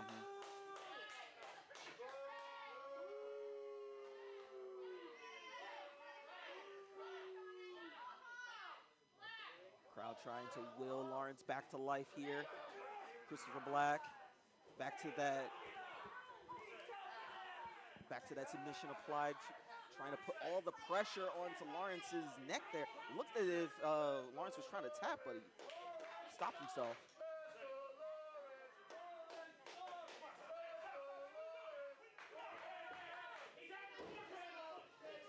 The referee doing a good job breaking that hold because he realized it was more of a choke rather than a submission hold. Right, yeah, a bit of a choke. I think Christopher Black was also using his wrist. I think. Oh. Kick out at 2. I think Christopher Black was using his wristbands as well to kind of grind on 5 minutes ago, Patello's 5 forehead minutes. as well. Yeah. You can see a lot of the bad blood. Like Christopher Black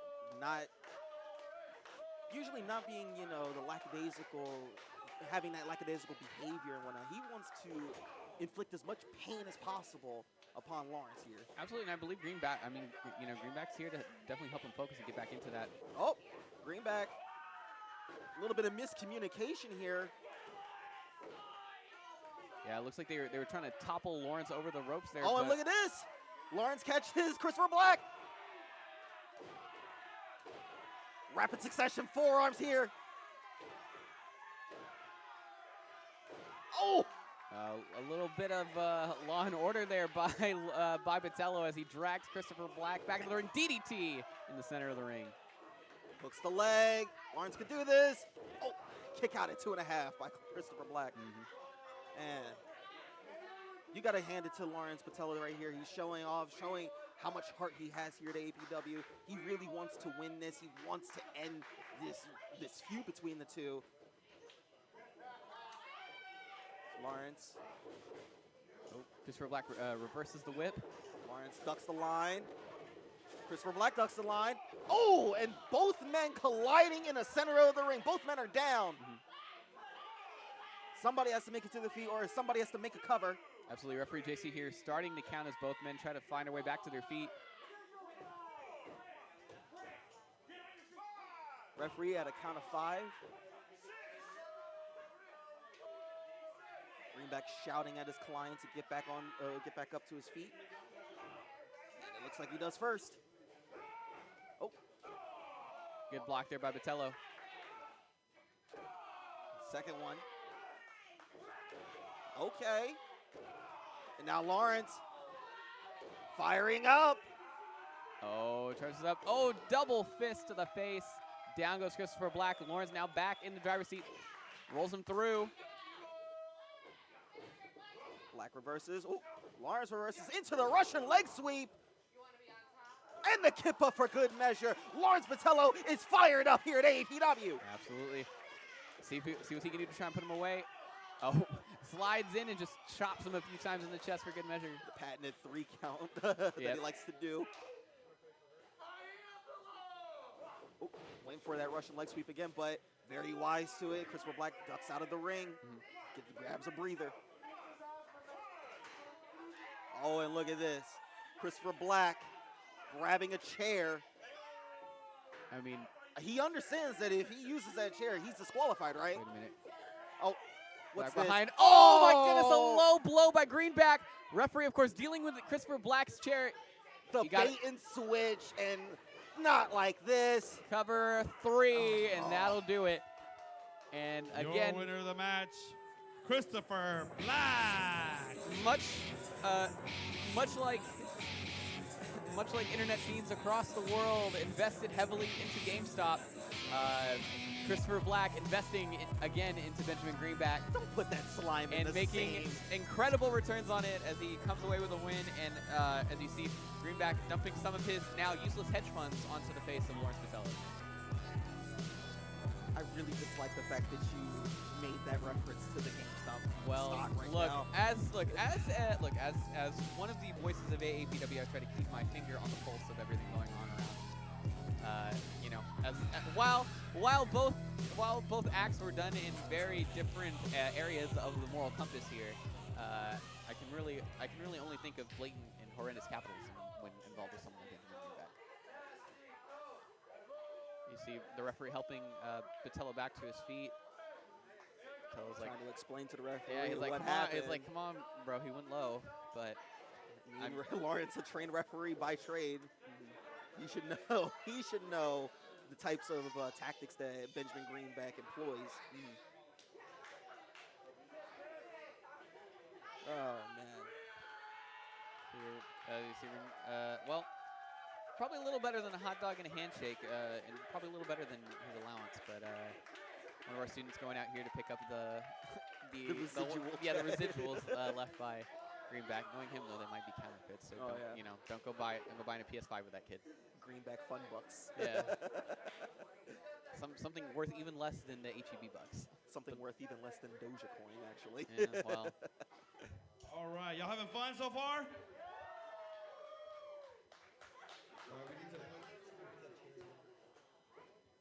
All right, this next match is one fall. It is a 6-man tag match.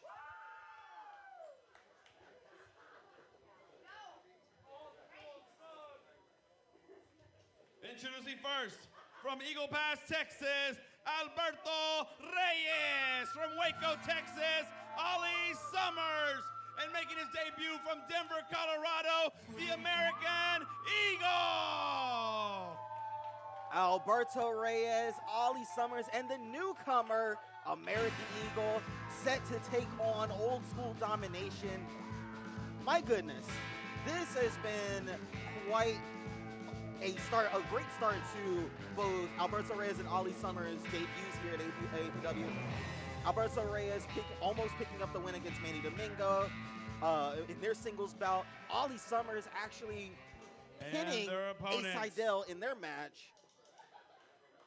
They are Manny Domingo, Ace Seidel, Jose Valiente, Old School Domination. As I said, Ollie Summers, got the surprise victory over Ace Seidel in their last bout. It sort of started a little bit of, dissension amongst the ranks. But as you saw earlier tonight in their interview, Old School Domination says that it's a one-time thing. It's not going to happen again, and they're set to take AAPW back over.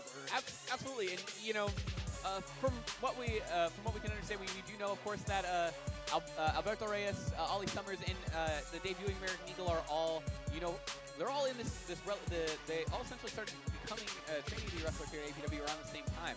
So to OSD, for a long-time faction like them who've been together for a long time, for them to lose not only to a new alliance but to an alliance of newcomers even is kind of falls short of the standards that they hold themselves to as seasoned veterans here at AAPW. Seasoned veteran, multi-tag team champions.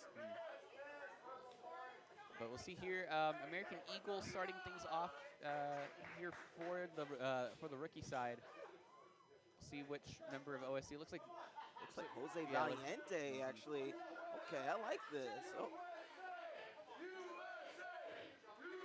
Crowd fully on the American, the patriotic side here. Yeah, we don't really know a whole lot about Eagle. From Denver, Colorado, he's akin, while he may be American in origin, he does keep up very closely with the luchador lifestyle. So, while we may have seen him turn around, he's very vehement about keeping the mask on while he works. But it'll be interesting to see kind of what he brings to the table. Maybe a nice fusion of luchador and American styles here. A little bit of test of strength here by Jose Valiente, but like this is the veteran savvy, just uses his power to just dump American Eagle into the center of the ring there. I mean, if you are maybe a long time fan of AAPW, we do understand that the American Eagle name may have shown up once or twice before, back in the olden days. Oh my, the strength of American Eagle, okay. Yeah, American Eagle returning in favor there, giving Valiente a bit of a taste of his own medicine there. You were right, kind of how the Tiger Mask moniker is passed down through generation to generation. The American Eagle moniker is now passed on to this young luchador here. I can't wait to see what his career brings for him. As you see right now, he's already kind of evenly matched with Jose Valiente, so I can't wait to see what he has in store in this match. Absolutely, you carry a lot of history when you're chosen to essentially work and take on the responsibility of continuing the lineage of a mask. Like you said, there have been many people have donned the Tiger Mask. Whether you look, and even if you look at second and third generation superstars who take on the names and masks of their predecessors, there's a lot of honor and a lot of pride that goes into that. Even American pride in situations like this. So as you can see, he's got a wrist lock applied. Does Eagle Valiente finds his way out and gives him one of his own. Valiente may be a big guy, but he's also very technical, very fast, and very dangerous in this ring. And to ally himself with the two veterans there, Ace Seidel and Manny Domingo, it's actually a really great faction. Ooh, Jose just planting American Eagle in the center of that ring with the shoulder tackle. I was saying, like, the formation of the Old School Domination. Ooh, okay. Beautiful athleticism by Jose Valiente. Yeah, good roll there. Oh, but a hip toss there by Eagle. I was saying Old School Domination has had quite the impressive resume since forming. Like I said before, multiple tag team titles. Jose kind of the newcomer to this group, but still a great addition to this team. Oh! See Valiente and Eagle roll out. Reyes and Seidel come in, but Reyes immediately taking it to Seidel. Seidel ducks the line. Ooh, went for a crossbody. Reyes, fall away slam. And now Ace Seidel out of the ring, and now Manny coming in. Oh, and Against Ollie Summers. Yeah. Oh, okay, a little bit of showboating. Oh! Well, Got caught off guard, showboating for the cameras. returns him over. Ducks a line. Oh, okay, beautiful. And a drop kick across the face. Big drop kick, too. You know, I got to speak with Ollie a little bit while Oh, they're turning over. Oh, my goodness, and Manny Domingo is dead. I don't think he's dead, but he definitely got dumped on his head there. Old school domination on the defensive, have to rethink. You see the rookies coming out in the USA chants. I mean, technically all three of these men are American, so we'll take it.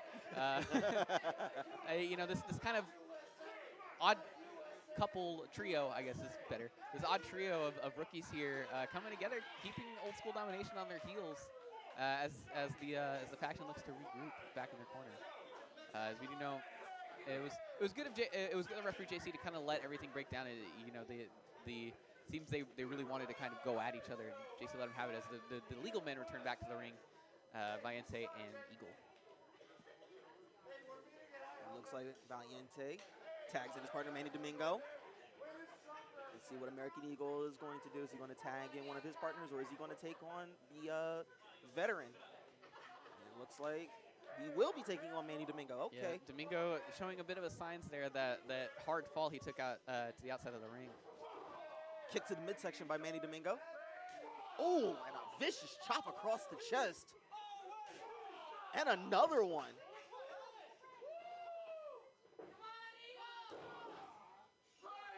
Clubbing forearm across American Eagle's face there. Let's looking for a back suplex. Oh, but Eagle, you know, nice reversal here into that side headlock. absolutely. You know, Eagle does come in with a size advantage. He stands about 5'11", 195. So you know, definitely a fairly built guy. You know, so you got to try a little extra hard to get him up there. But beautiful tag team maneuver by Reyes and American Eagle with that double suplex. I do appreciate that Reyes is out here. He's got his Levi's and his working boots on out here to put on a show. Something you can, you know, something that's seldom appreciated here in the Latin. Double hip toss. In the Vaquero style is the rookies here showing a bit of synergy, a bit of double team action here against OSD. And that's something that's a challenge when it comes to like teams that weren't really formed organically. When a team isn't formed like organically and whatnot, you have to really deal with the chemistry issues and whatnot. Sure. But you see that these three here, they're acting as if they've been partners for years now. Well, you know, when you enter this business alongside a group of other guys, and you come in 3-4 times a week, you train, you work with each other, you teach each other new things. You know, you go through the struggles of becoming a wrestler together. That sort of natural brothership, or kinship, I guess is the right word, as Ollie Summers kicks out of a near count here.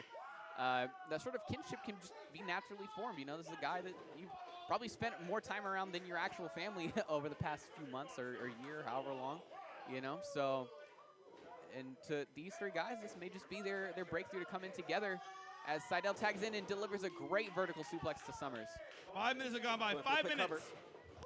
And this is the type of offense that old school domination employs, cutting off cutting the ring in half, really, and making sure that their opponent can't make a tag to their partner, but yet they do the quick succession of tags to get back in control of this match. I mean, it really is just basic tag team kind of strategy here is to cut that ring off. But when you've got what I would say nearly 30 years of combined experience, if not more, between OSD, you know, what is simple and basic is just so effective. But Summers, couple elbows, finds himself out of the corner. And he makes a tag to American Eagle. American Eagle in the ring with a clothesline.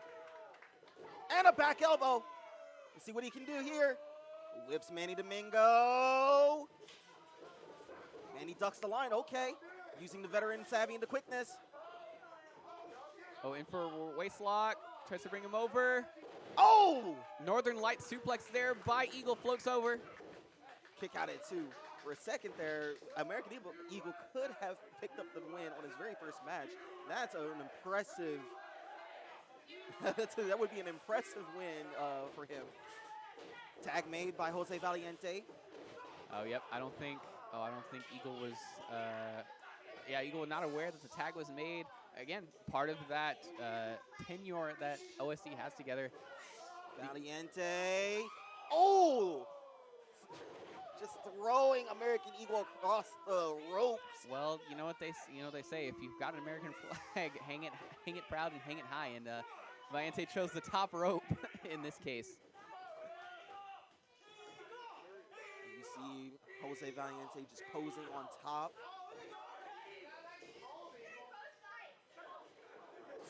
Snap nair applied by Valiente. Ooh, and a thunderous kick to the back of American Eagle. Oh, in a quick succession with the finishing with the jumping elbow, going for that cover, using all of his weight to secure it, but American Eagle powers out. Yeah, great combo there by Valiente, keeping him on the OSD side of the ring. Wrist lock applied as he tags back out into Seidel. Seidel coming into the ring. See what they've got cooking here as Seidel ascends to the second rope. Seidel, jumping axe handle. Really working America's arm there. Leg drop onto American Eagle's arm. They're going for the quick cover. American Eagle kicks out at 2. And as we said earlier during their interviews and whatnot, Seidel did feel responsible for losing Old School Domination's last match. So now this is more of a proving ground, so to speak, for Seidel to say that he's not going to mess up again as he goes to the top row, a little bit of old school action, and comes down with the ferociousness. Yep, the OSD there working together on the arm as he floats again over into a cover. Kick out at 2. Yep. You got to give it to American Eagle using the heart and will of America to kick out of that one. Yep. Uh-oh. Big headbutt there by Seidel, but Eagle finds himself in the wrong corner. Tag made out to Domingo. Big shot to the gut.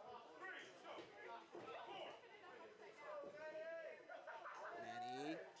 Russian leg sweep applied. Oh, man, he's not done with him yet. Again, back to that left arm of Eagle. It's a bit shame. I believe that's his saluting arm. Oh, and another elbow drop as well. Going for the cover. Man, Eagle is fighting out of it as much as he can, but he really needs to get one of his partners into this match. He needs to find some way to get some separation here. As Jose tags back into the match. Oh, vicious headbutt applied. Simple but effective is old school's way of thinking. You know, picking you apart the way that it's always been done when it comes to tag team and trios wrestling here. We see Summers kind of Oh, and look at this, just using the ropes. Oh, and attack. Oh, man, and Manny Domingo with a cheap shot. Yeah, Summers trying to get in there to help his partner, but Valiente's choking him on the ropes too. I think American Eagle willed himself out of that cover right there. He needs to 10 minutes have gone by. 10 minutes. Jose pulling American Eagle, trying to make sure that he doesn't get any type of separation here. Seidel tags back into the ring. Standing moons or a shooting star press, onto that injured arm. Going for the cover. Kick out at 2. How much punishment can this man take? Yeah, absolutely. I mean, this is call it an initiation, a welcome to wrestling, Mr. Eagle, but Seidel backs off into the corner, goes Eagle trying to, I guess, regain his senses. Eagle ducks the line. Oh! Double clothesline, both men crash to the mat. This could be the separation that both men need. American Eagle needs to make it to his partner, but he also has to climb over Seidel just to make that tag. Referee at a count of 5. He tag jumps and he makes over. the tag. Yep, in comes Reyes. OSD there to meet him. Ducks the line. Oh my! Oh, and how about a double springboard elbow there? Clothesline applied, and a second one. Oh, he's measuring up. Seidel to his feet. Don't turn around. Big back body drop. Alberto Reyes is fired up. Oh. Ducked over. Oh my, and a crossbody takes out both members of OSD. Comes back in. And Alberto Reyes makes the tag. American Eagle, the legal man. Turns him around. Uh-oh, look out there. Oh, and an enziguri by a Seidel. What a maneuver. And look at this. All hell's breaking out outside the ring here. Reyes delivering a bevy of chops to Valiente. Summers looks like he's over dealing with Domingo as Seidel climbing to the top rope there. Eagle still dazed by the kick to the head. Seidel going high risk, high reward, but Eagle needs him at the top. Oh, what's this? Uh-oh, catches him up.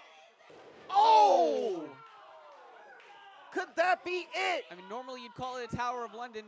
More of, I guess, a Washington monument there by Eagle into the cover, and that's it!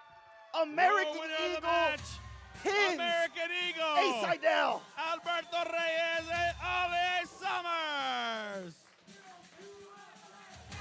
The rope hanging cutter there cut it off for American Eagle, and the rookies again with a victory over OSD. And I mean, where do you go from here? Another misstep there by Seidel. Yeah. This is something that seems to be a recurring pattern here for Old School Domination. And as you see, Jose and Manny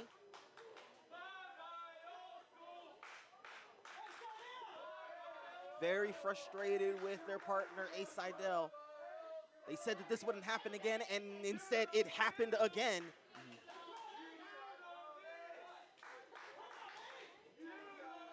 Now Jose shoving A Seidel.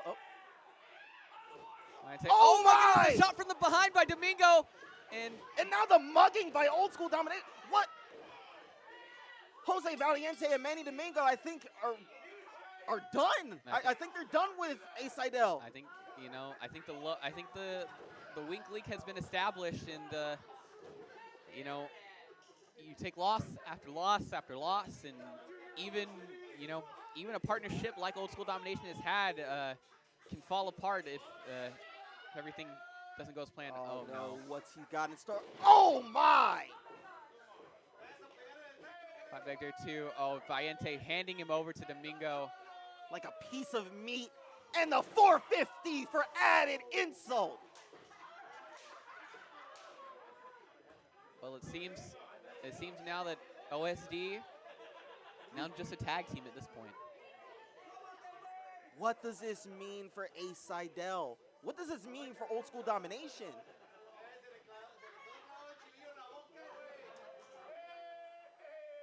And Manny. Can we get some help out here? Referees, come out of here. Wow, what a turn of events for Old School Domination. One of the most decorated tag teams, trios in AAPW.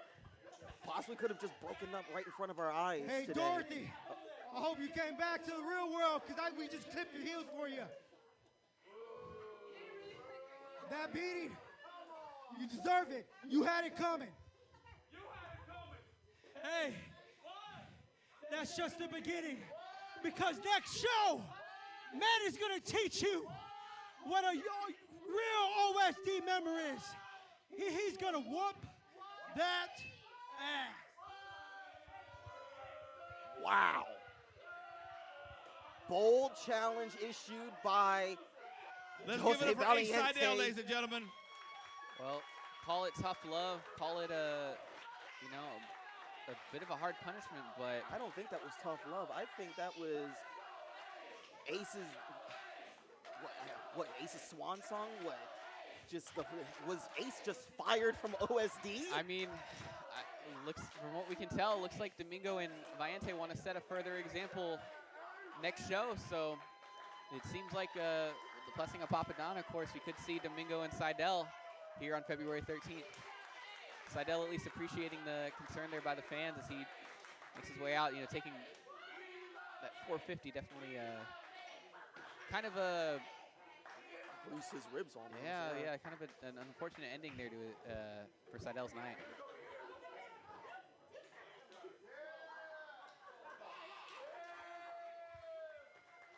Hey, Ace, before you go back there, February 13th, right here in the AAPW Arena, Manny Domingo, Jose Valiente versus Ace Seidel and a partner of your choosing. I'll let you bring anyone in. We'll have a tag team match here next time.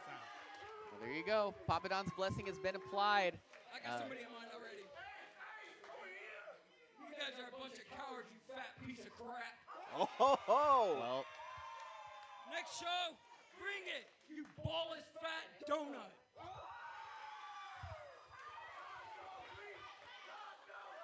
Ballless fat donut. you know, I'm sure Seidel had a lot more choice words for Valiente and Domingo, but we appreciate him keeping it first. It is a family show after all. But maybe you can interview him on your next episode of the Buckle-Ball. Maybe you can get those choice words. It'll be great. I'd love to have Jay spend 45 minutes All right. to an hour editing. Are y'all ready for our main event of the evening? This match is one fall with a 60-minute time limit. It is a mask versus mask match. The contender that loses the match in tonight will have to remove his mask off and show everybody their real face. So tonight, it's mask versus mask. Here we go. The contender is from Oceanside, California, Vega del Rio.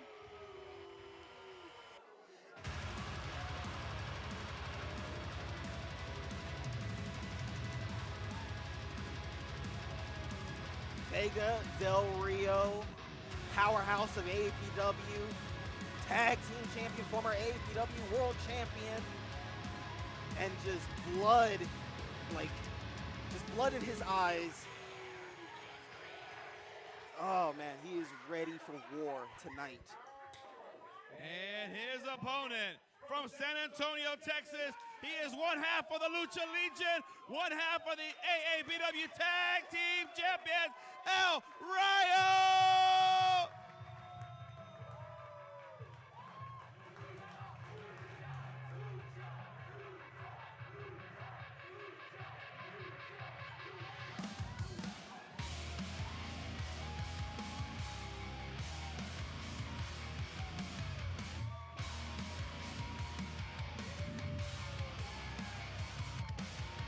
El Rayo making his way to the ring. This is going to be one of those matches where I think just blood and carnage is going to spill out, Felix. Absolutely. I mean, and this is mano a mano as close as you can get. I know it, Papa Don alluded earlier when they made this match official. Insane barred from ringside. So it's El Rayo versus Vega del Rio. These two men are going to duke it out with, to them, probably the greatest prize on the line in their masks. Your referee, JT Garcia, take it away, guys. See, at first it was all about wins and losses, then it became about the title, but now it is personal. The most honor, the highest regard for a luchador is his mask. And if one of these two men loses it, imagine what that could do for either of their careers. El Rayo said if he lost his mask, then his career is over. Lucha Legion's career as a tag team is over. Yeah, I mean it's a really a kind of a reset button, a very unwarranted one.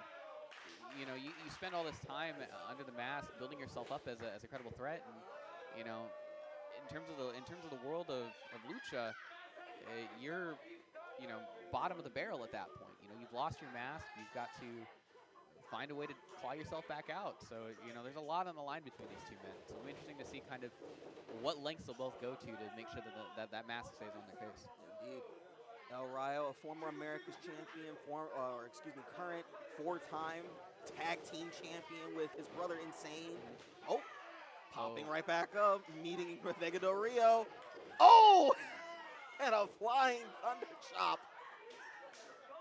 Yeah, absolutely. I mean, you know, El Rayo, I believe is also the first Triple Crown champion in AAPW as well. Possibly. That is something we'll have to ask Papa Don for. That is an interesting piece of history here as Vega del Rio uses his strength to get El Rayo. Oh my goodness, just dropped his knees. Del Rio's head going straight into the mat. Now El Rayo in control. What's he got in store here? Leaps up over. Pescado to the outside, but he's caught by Del Rio. Went for that crossbody. Oh! Ooh. And Vega Del Rio slams El Rayo onto the ring apron. As you would hear on every Monday night on a certain wrestling program, the ring apron is one of the hardest parts of the ring there. Look, they don't tell you what's not true, and that apron definitely hurts.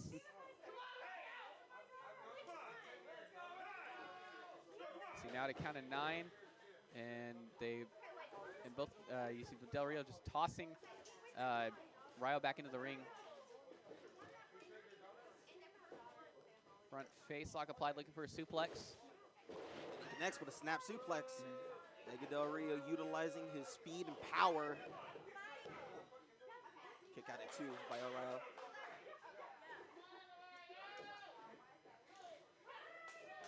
Vega Del Rio taking his time. Oh, throwing El Rayo out to the other side.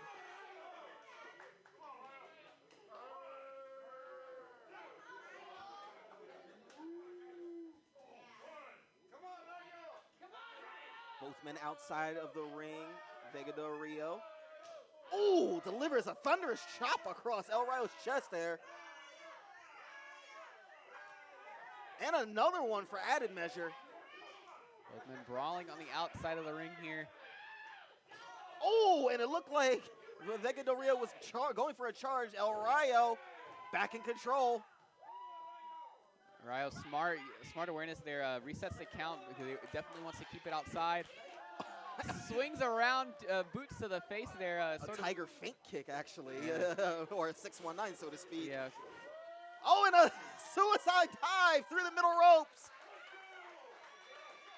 Yeah, both these men came to play tonight. Rayo finds himself back on top. He's got to get Del Rio back in the ring, though. El Rayo finds a way to get Vega Del Rio going for that cover. Kick out at 2.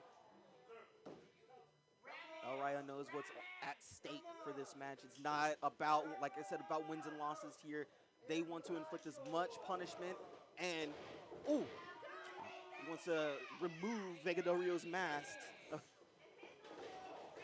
Stomps there to the back by Del Rio.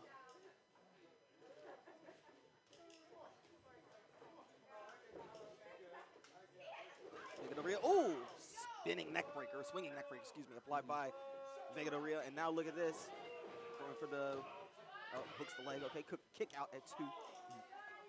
Looked kind of lackadaisical at first. I thought he was just going for like a knee pin, like, you know, how he normally does with that cockiness of his.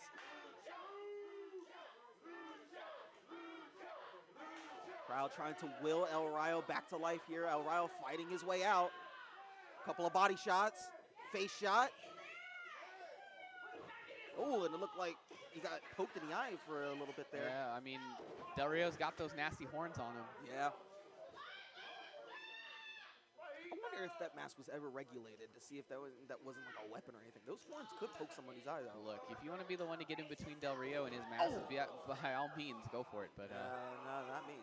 Oh, is he wrenching there on the back? Keeps him in there after that spin out backbreaker. That stretches everything. That stretches your back, your abdomens. You know, there's definitely not a place on you that isn't in pain when you're stretched over a knee like that. Just tossing El Rayo like flipping eggs in a pan, pretty much. Del Rio definitely one of the strongest men on the AAPW roster, that's for sure. Indeed. Applying that chin lock in the center of the ring. El Rayo has to. Oh. Yeah, Rayo looked like he was able to push himself up for a bit, but Del Rio came right back with the stomps, puts his weight on that lower back, and Rayo's back down. And we've seen the mean streak of Vega Del Rio in a few weeks, especially when both Vega Del Rio and Warsaw tagged together to take on Lucha Legion. As you saw, chaos ensued in their matches. You know, referees were put in harm's way. It actually took the legendary Papa Don to come out of retirement to actually install a little bit of law and order into their tag matches. No, absolutely. As you see Rayo launch into the turnbuckle there, yeah, you know, only 6 months removed from major back surgery, for him to come out and you know, officiate a match like that. You know, he was kind of in some dire straits there. You know, refs were down. He had to make sure that Del Rio and Warsaw weren't walking away with, you know, the control of AAPW. Yeah. It's a lot of bad blood between these two men. El Rayo going for the sunset flip, and he does. Can he get it? Kick out at 2 by Vega Del Rio. Oh, and a nice running drop kick by El Rayo. This could be the separation he needs. Get a little bit of a breather here.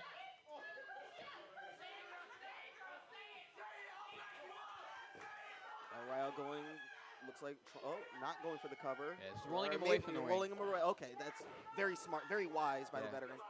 Yeah, good positioning there. Del Rio's still able to kick out at 2. We'll see what Rayo can do now. We've seen what El Rayo is capable of doing when his back is like towards a corner and whatnot. That high octane offense that El Rayo employs, the springboards, the drop kicks, the running strikes. Of course, that deadly black mass in his repertoire. Yeah, I do know that El Rayo does have some mixed martial arts experience. You know, so he's definitely a very powerful striker on top of his luchador skills. Vega Del Rio looking for the gut wrench suplex, and he connects. Turns Rayo inside and out, floats into the cover, but still only a 2 count. El Rayo still in this. El Rayo knows what's at stake here.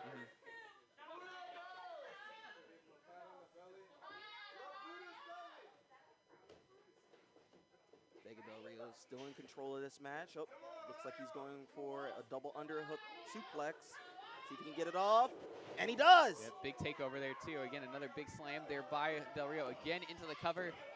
And Rayo still finds a way out. I think he's using the fans' will here to egg him on, to keep him alive in this match. Absolutely. He's got the crowd behind him. And again, with the mask on the line, you have to dig deep. There's so much at stake, more than just title belts here. It's the honor of culture, really. I mean, Vega Del Rio with the thunderous shoulder thrust in the corner there. Absolutely. I mean, a luchador mask is something you bet your life and career on as a wrestler. So to lose that is, just about as close as you can get to losing everything. Exactly. Running shoulder thrust by Vega Del Rio. He goes all the way to the other corner of the ring now. Big head of steam coming in. Oh, and El Rayo wills himself out of danger. Yep, and those are metal posts we've got securing that ring too. That definitely was not pretty at all. At the strength of El Rayo. Oh my, rolling thunder. Or, excuse me, rolling Death Valley driver, excuse me. And now El Rayo. Up to the top. Big Swanton!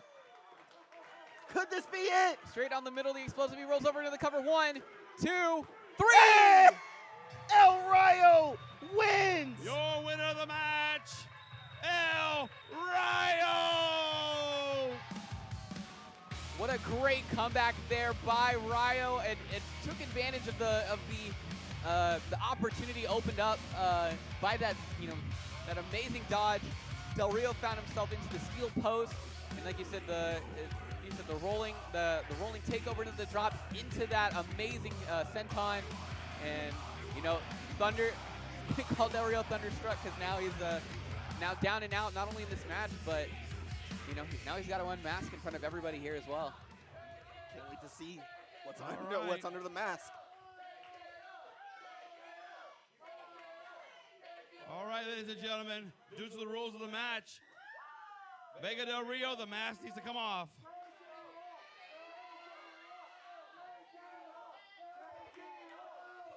Hold on, listen, come over here. Vega Del Rio. You've had that mask on for a long time, but tonight you lost the match. Mask versus mask. It needs to come off.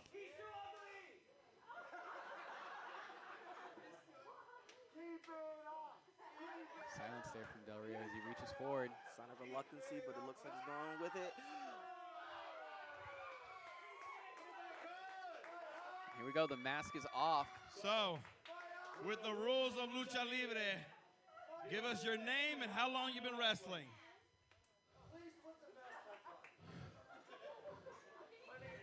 You look better than you do walking out the door every day. Well, I guess he's got every right to be upset. Is Matt the wrestler. And I've been wrestling for just over 5 years. You do apparently. And yeah, I think at the heart of myself. I like your fupa. I know, I love it too. I love it too. Style, bro, style. If you ain't proud of your fupa, what's up? And I still lays it down, son. So don't even sweat it. Well, look, we appreciate a confident man here at AAPW. So, my name is Matt the Wrestler. I've been wrestling for just over 5 years.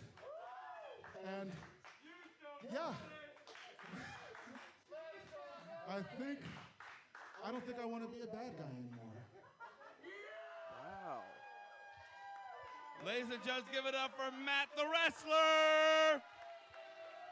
I mean, in a high-stakes match like a lucha de apuestas, where the mask comes off, you know, that sort of nasty persona.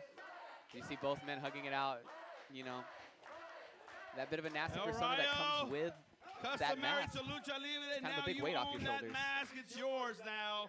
And as you get to show it around that you took someone's mask from it. But right now, let's talk about other important things as well as winning that mask, is as defending the titles next week. Well, the next show, February 13th, whoever you bring out here, me and my brother are going to walk out with these belts again. No matter what you put in front of us, Pops, I may not be the biggest, I may not be the strongest, but Pops, ever since day one I walked into AAPW, you've known the size of the heart that I have. And I promise you these belts are here to stay.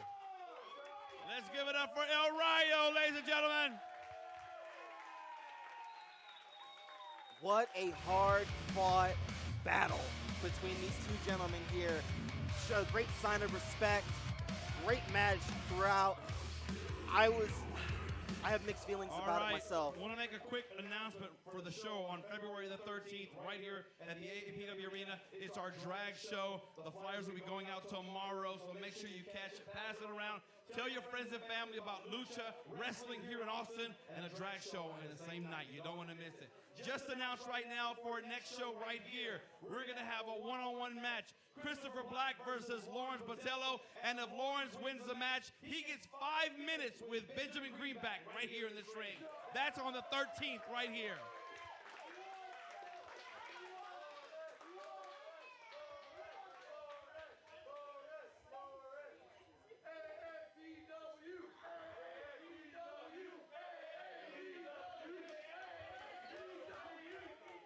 So watch the flyers on Facebook, social media, Twitter, Instagram, as well as YouTube and all the social media ports you want to watch.